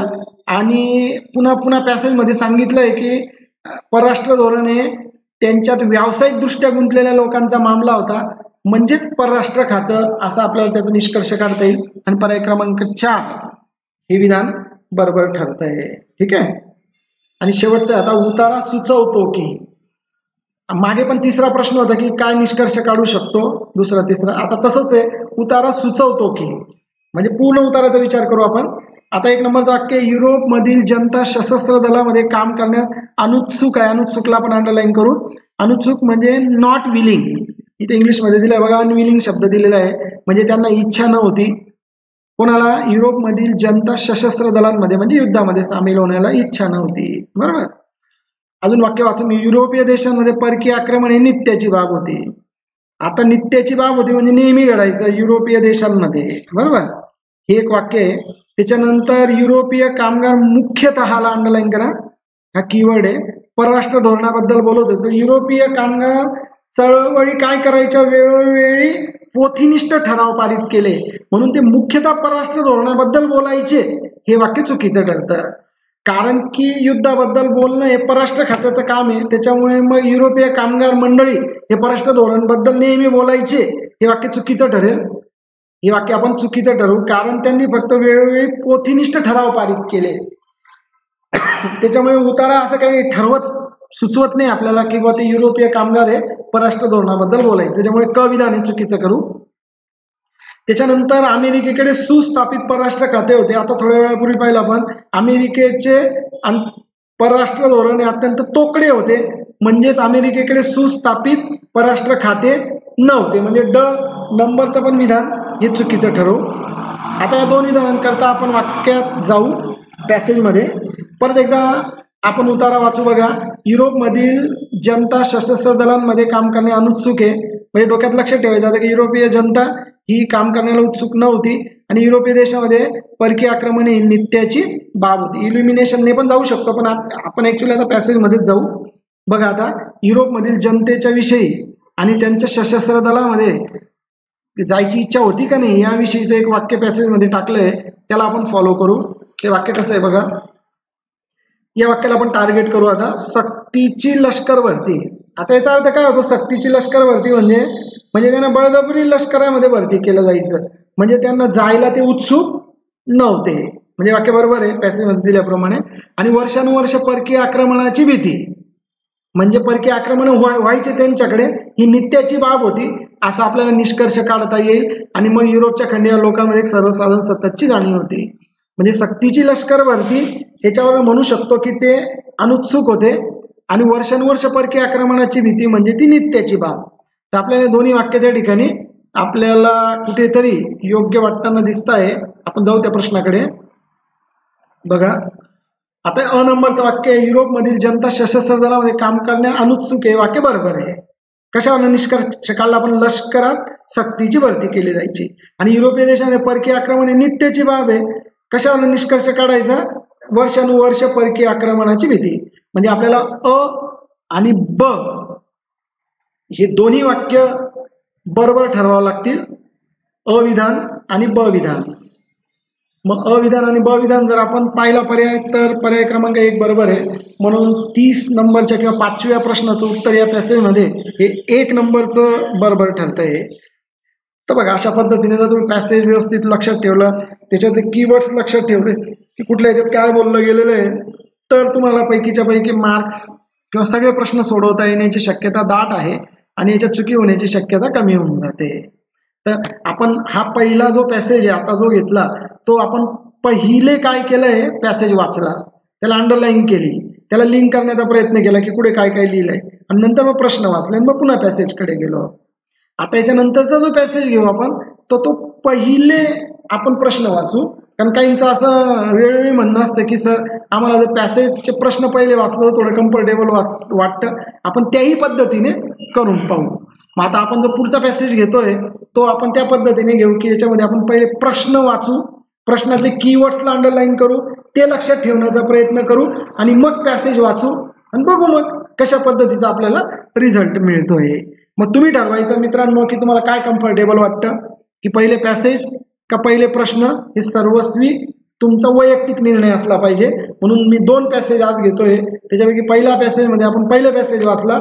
आता याच्यानंतरचा दुसरा पॅसेज जो घेऊ आपण त्याच्यामध्ये मात्र आपण पहिले प्रश्न वाचू, ते लक्षात ठेवण्याचा प्रयत्न करू, त्याच्यातले कीवर्ड, मग पॅसेज वाचू आणि पॅसेज वाचून ते कीवर्ड जिथे जिथे दिसत आहे तिथे अंडरलाईन करू आणि मग पुन्हा एकदा प्रश्न वाचू आणि मग पुन्हा पॅसेजमधून त्याला डन करू.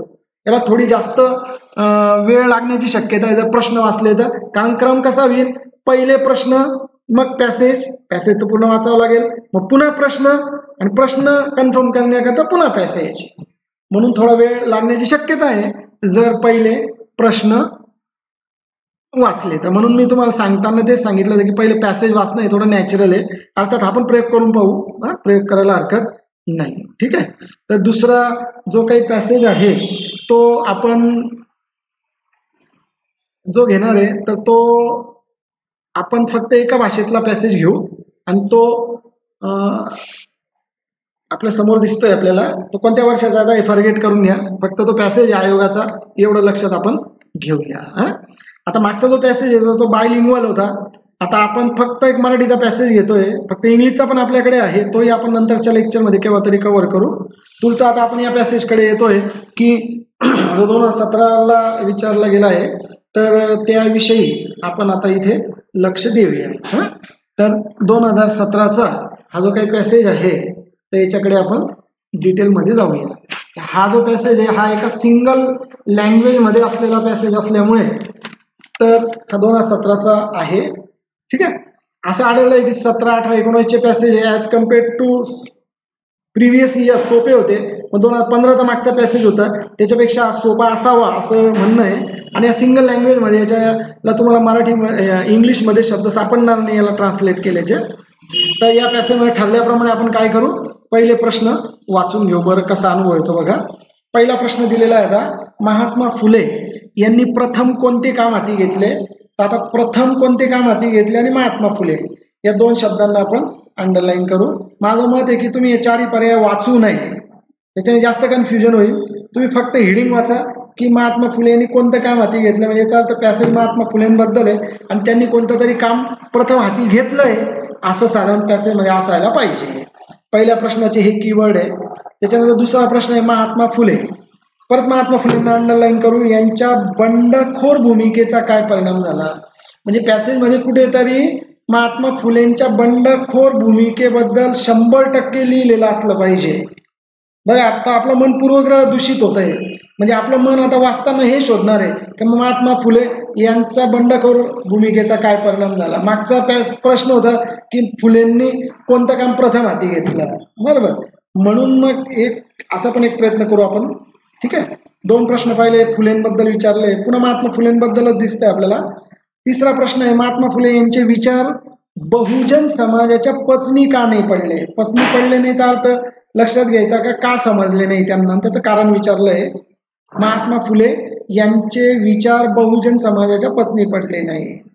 म्हणजे तिन्ही प्रश्न आपल्याला महात्मा फुलेंबद्दल दिसले. पहिला प्रश्न होता महात्मा फुले, असं थोडं लक्षात घ्यावं लागेल तुम्हाला.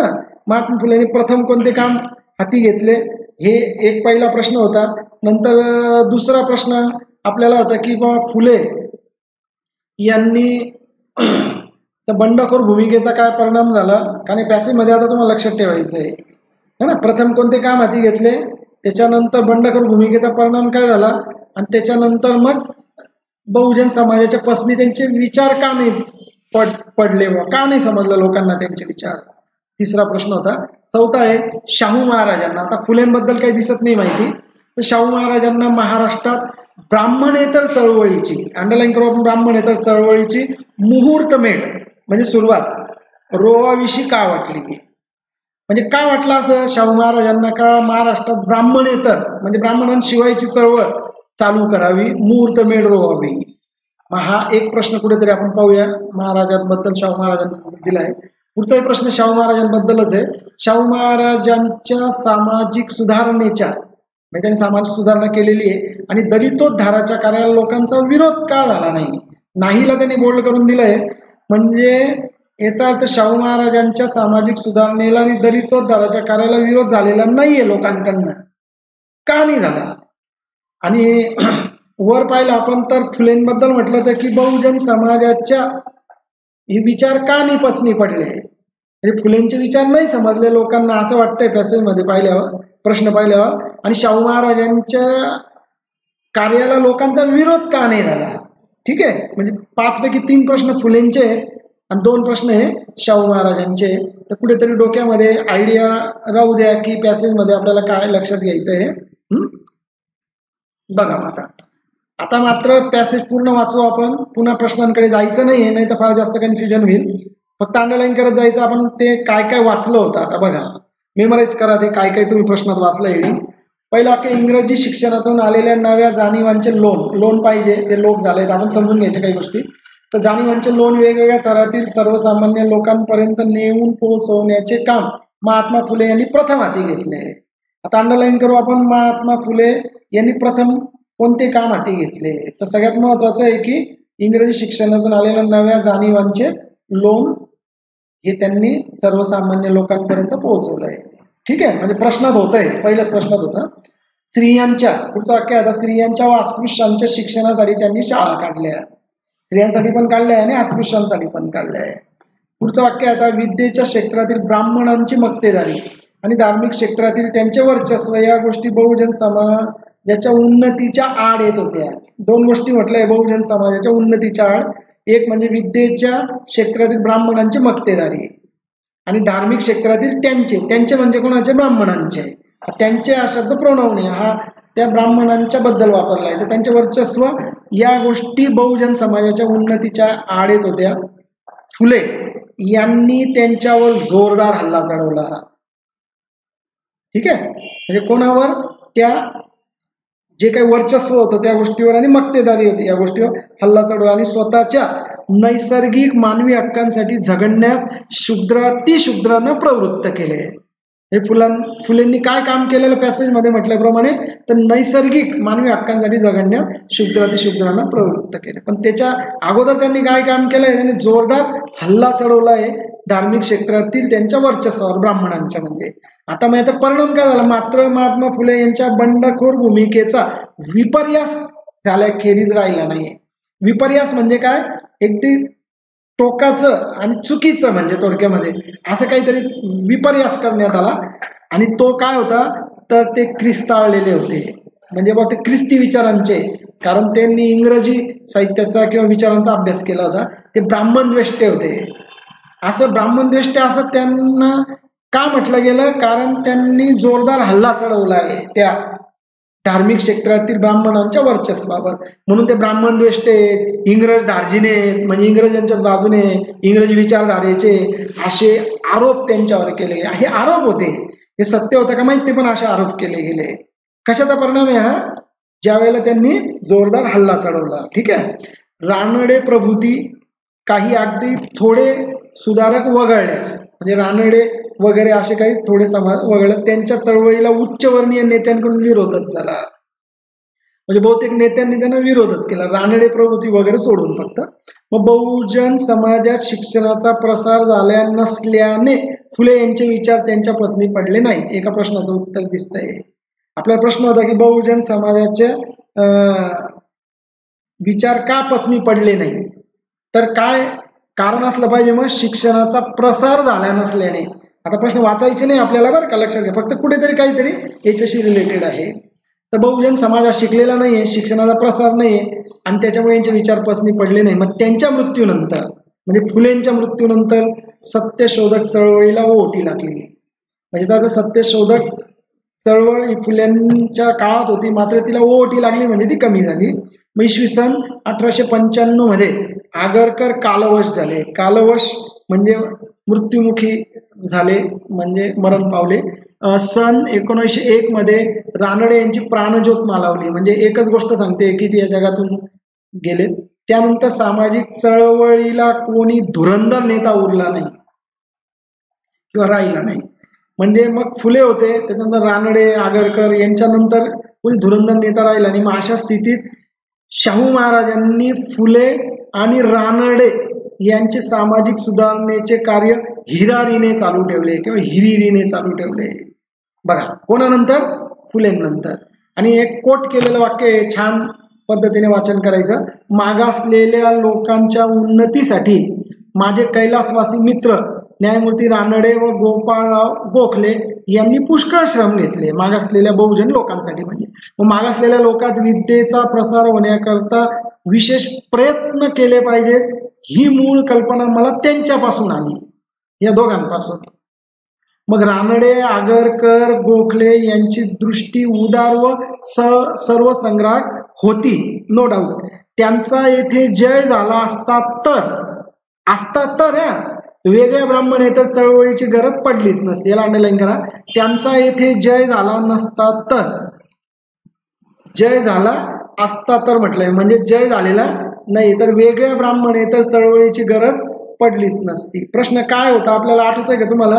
का शाहू महाराज यांनी वेगळ्या ब्राह्मणेतर चळवळीची सुरुवात किंवा मुहूर्तमेढ का केली? मग का केली आहे? कारण की रानडे, आगरकर, गोखले यांची उदार दृष्टी सर्वसंग्राहक होती, पण त्यांचा येथे जय झाला असता तर, म्हणजे त्यांचा जय झालेला नाहीये, आणि जर जय झालेला नाहीये तर वेगळ्या चळवळीची गरज पडली नसते. ठीक आहे, असे खुद्द शाहू छत्रपतींचे मत होते. मात्र रानडे यांच्या कार्यपद्धतीतील नेमस्तपणा, म्हणजे नेमकापणा, रानडे यांचा नेमस्तपणा होता, महाराजांच्या प्रकृतीला मानवण्यासारखा नव्हता, म्हणजे त्यांना ती गोष्ट आवडत नव्हती, त्यांचा नेमस्तपणा रानडेंचा. तसेच पूर्व परंपरेच्या मुळावरच घाव घालून सामाजिक जीवनातील सातत्य नष्ट करणारा फुले यांचा मर्मवेधी सर्वंकष बंडखोरपणाही त्यांना ग्राह्य वाटला नाही. म्हणजे रानडे यांचा नेमस्तपणा आणि फुले यांची बंडखोर प्रवृत्ती डायरेक्ट म्हणजे काय करायचं, मुळासकटच नष्ट करायचं, हे काही त्यांना योग्य वाटलं नाही. म्हणून काय केलं आता शाहू महाराजांनी, महात्मा फुले यांचा संघर्षवाद एका बाजूला आणि न्यायमूर्ती रानडे यांची परंपरानिष्ठ समन्वयशील वास्तवाभिमुख दृष्टी यांची सांगड घालून महाराजांनी महाराष्ट्रात ब्राह्मणेतर चळवळीची मुहूर्तमेढ रोवली. ठीक आहे, तर मुहूर्तमेढ का रोवली याचं कारण तुम्हाला इथे सापडेल. 2 पॅरेग्राफ दिसत आहे, मागच्या अभ्यासामध्ये एकच पॅरेग्राफ होते, तर 2 होते, हरकत नाही. आता बघा, महाराज म्हणजे शाहू महाराज प्रत्यक्ष कारभार पाहू लागले. आता ब्राह्मणेतर चळवळीची मुहूर्तमेढ झालेली आहे. आता याच्यात असं इव्हेंट दिसतं आपल्याला की 1 इव्हेंट झाला, 2 झाला, 3 झाला. आता प्रत्यक्ष कारभार पाहू लागले ते. तेव्हा कोल्हापूर संस्थानाच्या शासन यंत्रणेतही उच्चवर्णीयांचाच भरणा होता. बघा, आता उच्चवर्णीयांचा भरणा होता कुठे, कोल्हापूरच्या संस्थानात. हे ज्येष्ठ अधिकारी गादीचे एकनिष्ठ सेवक असले तरी त्यांचे सनातनी आचार विचार आणि पूर्वग्रह आपल्या सुधारणावादी धोरणात बाधक ठरण्याचा संभव आहे याची शाहू छत्रपतींना जाणीव होती. म्हणजे ते जे काही अधिकारी होते एकनिष्ठ होते गादीशी, काही प्रॉब्लेम नाही, पण त्यांचे आचार विचार हे सुधारणावादी धोरणात बाधक असं शाहू महाराजांना वाटलं. मग त्यांनी काय केलं, म्हणून त्यांनी यथावकाश हळूहळू म्हणजे आपल्या विश्वासातील माणसांच्या वेगवेगळ्या अधिकार पदावर नेमणुका करून शासनावरील आपली पकड दृढ केली. हे शाहू महाराजांनी केलं का, त्यांना वाटलं की हे लोक अडथळा आणू शकतात त्यांच्या कार्याला, म्हणून त्यांना हळूहळू कमी करून आपल्या मर्जीतले लोक त्यांनी ठेवले. आधीच्या काळात निरंकुशपणे हुकूमत गाजवण्याचा सराव झालेले इंग्रज अधिकारी त्यांच्या लहरीपणाला लगाम घातला जाणार असे दिसू लागतात. लवकरात लवकर नोकरी सोडून निघून गेले. म्हणजे इंग्रज अधिकारी पण त्यांचा लहरीपणा सहन केला जाणार नाही आता शाहू महाराजांच्या क्षेत्रात, असं त्यांना लक्षात आलं, ते निघून चालले गेले. त्यामुळे आपल्या धोरणाशी इमान राखणाऱ्या सेवकांचा नवा संच, नवी टीम म्हणजे सिद्ध करण्याची योजना महाराजांना तडीस नेता आली. ठीक आहे, म्हणजे मर्जीतले लोक आले. मग त्यानंतर बहुजन समाजाच्या उन्नतीसाठी निशंकपणे पावले टाकण्यास त्यांनी सुरुवात केली. आपल्या राज्यातील निरनिळ्या भागात दौरे काढून, म्हणजे शाहू महाराज दौरे काढले, सर्व थरातील लोकांशी त्यांनी समरसतेने संपर्क साधला. सर्व थरातील, गरीब असो, श्रीमंत असो, उच्च असो किंवा बहुजन, सगळ्या लोकांशी म्हटलंय समरसतेने दौरे पण काढले आणि त्यांच्या अडीअडचणी समजून घेऊन त्या दूर करण्यासाठी शक्य ती उपाययोजना केली. म्हणजे त्यांनी काय केलं, अडचणी समजून घेतल्या, दौरे काढले, सगळ्या लोकांशी समरसतेने संपर्क केला आणि उपाययोजना केली. त्यामुळे त्यांना आपल्या प्रजाजनांचा विश्वास संपादन करता आला. ही एक महत्वाची ओळ आहे, प्रजाजनांचा विश्वास संपादन करता आला. कारण त्यांनी काय केलंय, कुठेतरी त्या अडचणी सोडवण्याचा प्रयत्न केला. मग गरिबांचा कैवारी म्हणून, आता त्यांना काय म्हणून म्हणायला लागले, गरिबांचा कैवारी म्हणून सर्वजण त्यांना ओळखू लागले का बाबा गरिबाचा कैवारी. मग त्यांच्या सामाजिक सुधारणेच्या व दलितोद्धाराच्या कार्याला लोकांचा विरोध झाला. आणि एका प्रश्नात विचारलं होतं आपल्याला की शाहू महाराजांचा दलितोद्धाराच्या कार्याला विरोध का झाला नाही, कारण त्यांना विश्वास संपादन करता आलेल्या अडीअडचणी समजून घेतल्या, असं कुठेतरी आपल्याला मॅटर दिसतंय. याचे खरे कारण हेच होय. ठीक आहे, तर अशा पद्धतीने पॅसेज 2 टप्प्यात डिवाइड झालेला दिसला आपल्याला फुले आणि शाहू महाराजांबद्दल. हा पॅसेज अशा पद्धतीने असल्यामुळे आपण आता त्याचे प्रश्न पुन्हा एकदा बघू. पुन्हा एकदा याच्याकरता म्हणतो कारण आपण तेव्हा हेडिंग वाचलं होतं. प्रश्न माझा मध्ये पूर्ण वाचून जास्त कन्फ्युजन झालं असतं म्हणून फक्त मी हेडिंग वाचली. प्रश्न होता, महात्मा फुले यांनी प्रथम कोणते काम हाती घेतले. पहिल्या जोडीत दिलं कुठेतरी, बघा आपण अंडरलाईन केली होती. तर इंग्रजी शिक्षणातून आलेल्या नव्या जाणीवांचे लोन वेगवेगळ्या थरातील लोकांपर्यंत नेऊन पोहोचवण्याचे काम फुले यांनी प्रथम हाती घेतले. आणि मग त्यांनी शाळा पण काढल्या. पण ऍक्च्युली प्रथम कोणतं हाती काम घेतलंय तर ते जाणीवेचं लोन. बघा, मग आता इंग्रजी शिक्षणातून आलेल्या नव्या जाणीवांचे लोन वेगवेगळ्या थरातील सर्वसामान्य लोकांपर्यंत पोहोचवले. एकदम 100% अविधान हे अगदी करेक्ट आहे. आता राज्यातील विविध भागात दौरे काढले. कोणी काढले दौरे तर शाहू महाराजांनी काढले. म्हणून हे वाक्य फुलेंना लागू होत नाही. आपल्या धोरणाशी इमान राखणाऱ्या सेवकांचा संच केला. कोणी केला? शाहू महाराजांनी तयार केला. म्हणजे हे पण वाक्य फुल्यांना लागू होत नाही. आता स्त्रियांच्या व अस्पृश्यांच्या शिक्षणाची शाळा काढल्या, ऍक्च्युली शाळा काढल्या आहे, पण त्यांनी म्हटलं तर प्रथम काम कोणतं हाती घेतलं, तर तसं पाहिलं तर पहिला पर्याय सगळ्यात जास्त बरोबर आहे. पण कोड जर तुम्ही पाहिला तर प्रत्येक पर्यायात कमीत कमी 2 कोड आहे. बरोबर. मग आता आपला सगळ्यात जास्त बरोबर कोणता आहे, तर अ पाहिजे आणि ब आणि क नको. म्हणजे पहिल्या याच्यात क आहे, तो पर्याय चुकीचा करू. दुसऱ्या याच्यामध्ये आपल्याला ब आहे. आता ब तर शाहू महाराजांनी केलेले आहे दौरे, म्हणून ते पण पर्याय इलिमिनेट करू. आता बघा, आता अ आणि ड 3 नंबरला आहे आणि अ आणि क. आता क तर इमान राखणाऱ्या सेवकांचा संच केला, हा कोणी केला, पुन्हा फुलेंनी, आपला शाहू महाराजांनीच केला. त्याच्यामुळे आता तुम्हाला अ आणि ड हे दोन्ही घ्यायला लागतील. मग तसं पाहिलं तर प्रथम कोणतं काम हाती घेतलं, तर पहिलंच पर्याय जास्त बरोबर आहे. पण आयोगाच्या त्या जे काही पर्याय दिले त्याच्यानुसार आपल्याला आता ड पण घेणं क्रमप्राप्त आहे, म्हणून आपण तो ड पण असलेला पर्याय जो आयोगाने करेक्ट दिलाय तो 3 नंबर आपण घ्यायला पाहिजे. ठीक आहे. महात्मा फुले यांच्या बंडखोर भूमिकेचा परिणाम काय झाला. आता बंडखोर भूमिका काय होती त्यांची, का त्यांनी काय केलंय बघा, सुरुवातीला त्यांचे जे वर्चस्व आहे ब्राह्मणांचं वगैरे असं काही ओळी दिलंय बघा. 3ऱ्या ओळीत दिलं बघा, विद्येच्या क्षेत्रातील ब्राह्मणांची मक्तेदारी आणि धार्मिक क्षेत्रातील त्यांचे वर्चस्व दिसतंय 3ऱ्या ओळीत. तर या गोष्टी बहुजन समाजाच्या उन्नतीच्या आड होत्या. फुलेंनी काय केलं, जोरदार हल्ला चढवला आणि मग काय केलंय, मात्र त्यांच्या या बंडखोर भूमिकेचा विपर्यास केल्याशिवाय राहील आणि ते ख्रिस्ताळलेले ब्राह्मणद्वेष्ट इंग्रज दादीने असे त्यांच्यावर आरोप केले गेले. म्हणजे आपल्याला हे कुठेतरी मॅटर घ्यावं लागेल. आता त्यांच्या बंडखोर भूमिकेचा परिणाम काय झाला, अ नंबर दिलाय, विद्येच्या आणि धार्मिक क्षेत्रातील ब्राह्मणांची मक्तेदारी आणि वर्चस्वाला धक्का पोहोचू लागला. हे वाक्य बरोबर आहे. का बरं, कारण की त्यांनी जोरदार हल्ला केला आहे. आता वेगळ्या ब्राह्मणाच्या चळवळीची गरज पडली नाही, वास्तविक पडलेली. त्याच्यामुळे या वाक्याचा आणि बंडखोर भूमिकेच्या परिणामाचा काही संबंध नाही. ब हे वाक्य अत्यंत चुकीचं आहे. महात्मा फुले इंग्रज दार्जिने ब्राह्मण द्वेष्ट ख्रिस्त असे आरोप होऊ लागले, 100% बरोबर आहे. पॅसेजमध्ये जसं दिलंय. आणि सत्यशोधक चळवळीला ओटी लागली, मात्र पॅसेजमध्ये फुले यांच्या मृत्यूनंतर ती लागली आहे. त्याच्यामुळे बंडखोर भूमिकेच्या परिणामामुळे ओटी लागली सत्यशोधक, हे पण वाक्य चुकीचं आहे. त्याच्यामुळे तुम्हाला आता सरळ पर्याय घ्यावा लागेल. ब आणि क जे दिसतंय ते शोधून घ्यायचं. आता पर्याय क्रमांक ब आणि क जो आहे तो 2 नंबर आहे. ब कोणता पर्याय निवडायचा आपल्याला, अ आणि क आहे का, ते नीट बघायचं बरं का. अ आणि क म्हणजे पर्याय क्रमांक आपल्याला 4 बरोबर दिसतोय. थोडी घाई करायची नाही तर मग ते चुकीचं होऊ शकतं, लक्षात घ्या. ठीक आहे. अजून एक पुढचा प्रश्न पाहू आपण फुलेंच्या बाबतीत दिसलाच आपल्याला. महात्मा फुले यांचे विचार बहुजन समाजाच्या पचनी पडले नाही.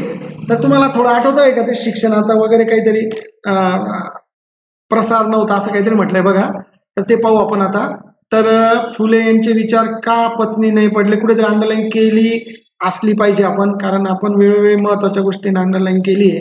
हे शब्द आठवत होते आपल्याला. बघा, बहुजन समाजात शिक्षणाचा प्रसार झाला नसल्याने फुले यांचे विचार त्यांच्या पचनी पडले नाही. त्यांच्या म्हणजे कोणाच्या, बहुजन समाजाच्या.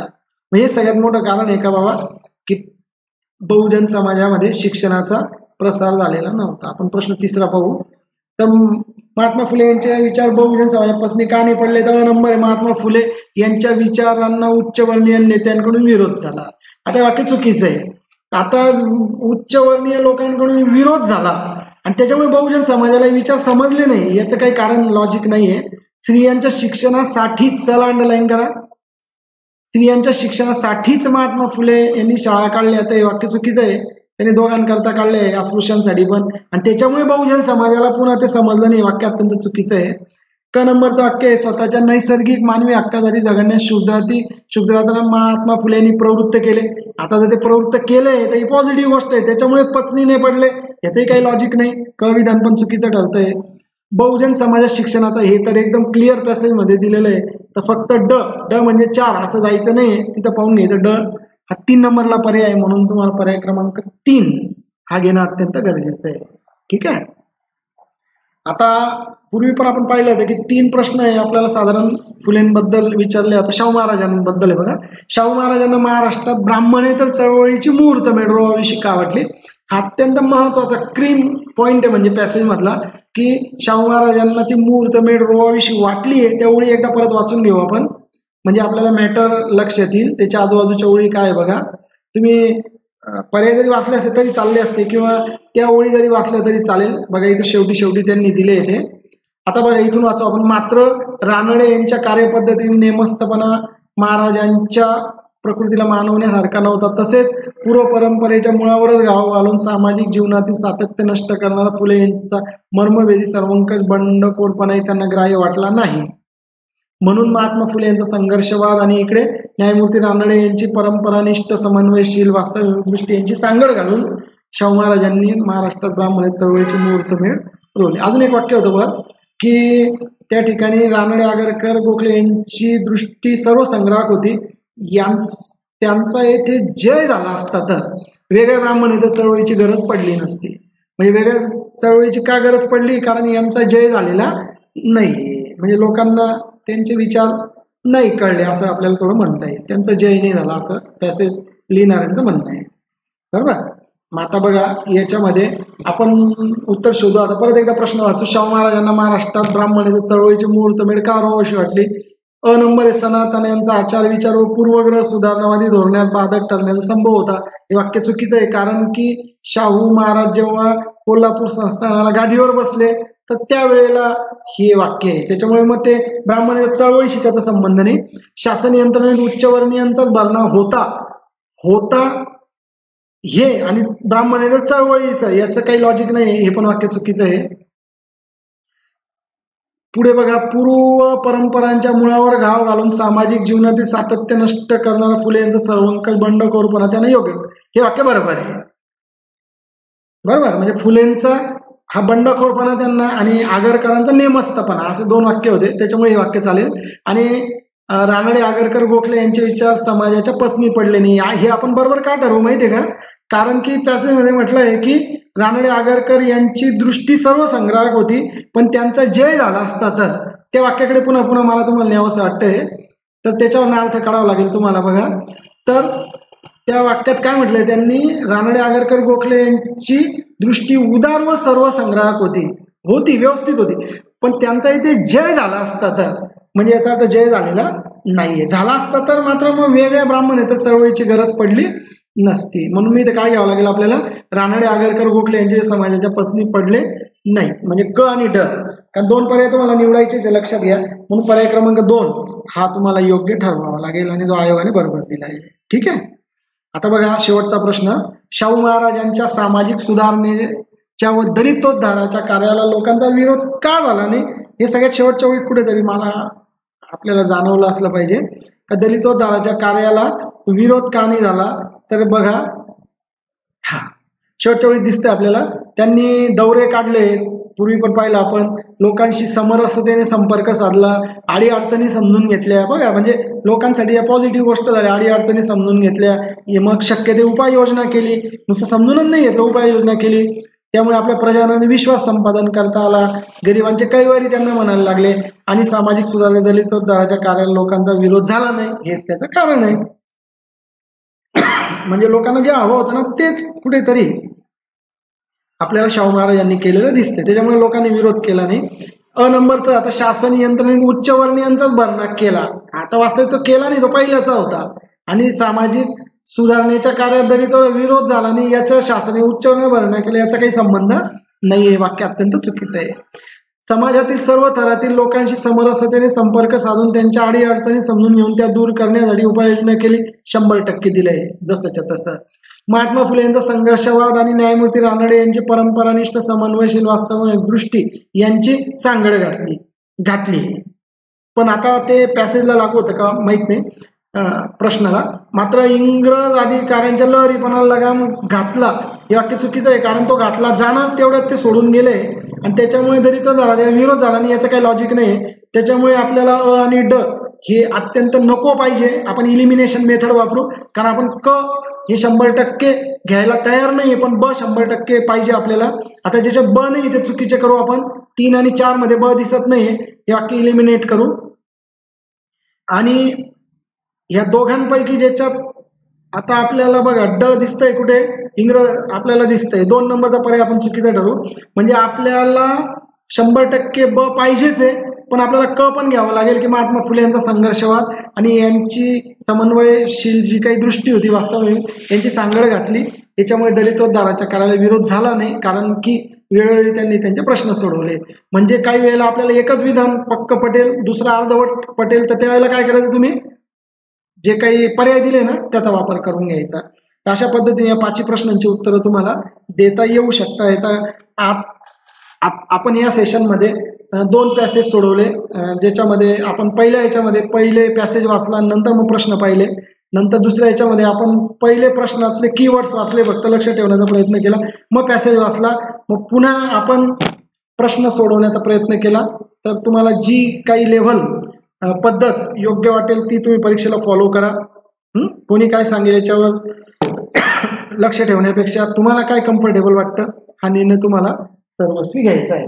तर अशा पद्धतीने या सेशनमध्ये आपण सीसॅटच्या रिडिंग कॉम्प्रिहेन्शन पॅसेजवर खास करून MPSC साठी त्याचा अभ्यास कसा करावा याविषयी आपण बोललो आहे. याच्यानंतर आपण UPSC साठी पण तसे व्हिडिओ बनवणार आहोत. अशाच प्रकारचे वेगवेगळे व्हिडिओ बघण्यासाठी तुम्ही परम करिअर अकॅडमीच्या चॅनलला लाईक व सबस्क्राईब करायला विसरू नका व हा व्हिडिओ जास्तीत जास्त लोकांमध्ये शेअर करा. थँक्यू.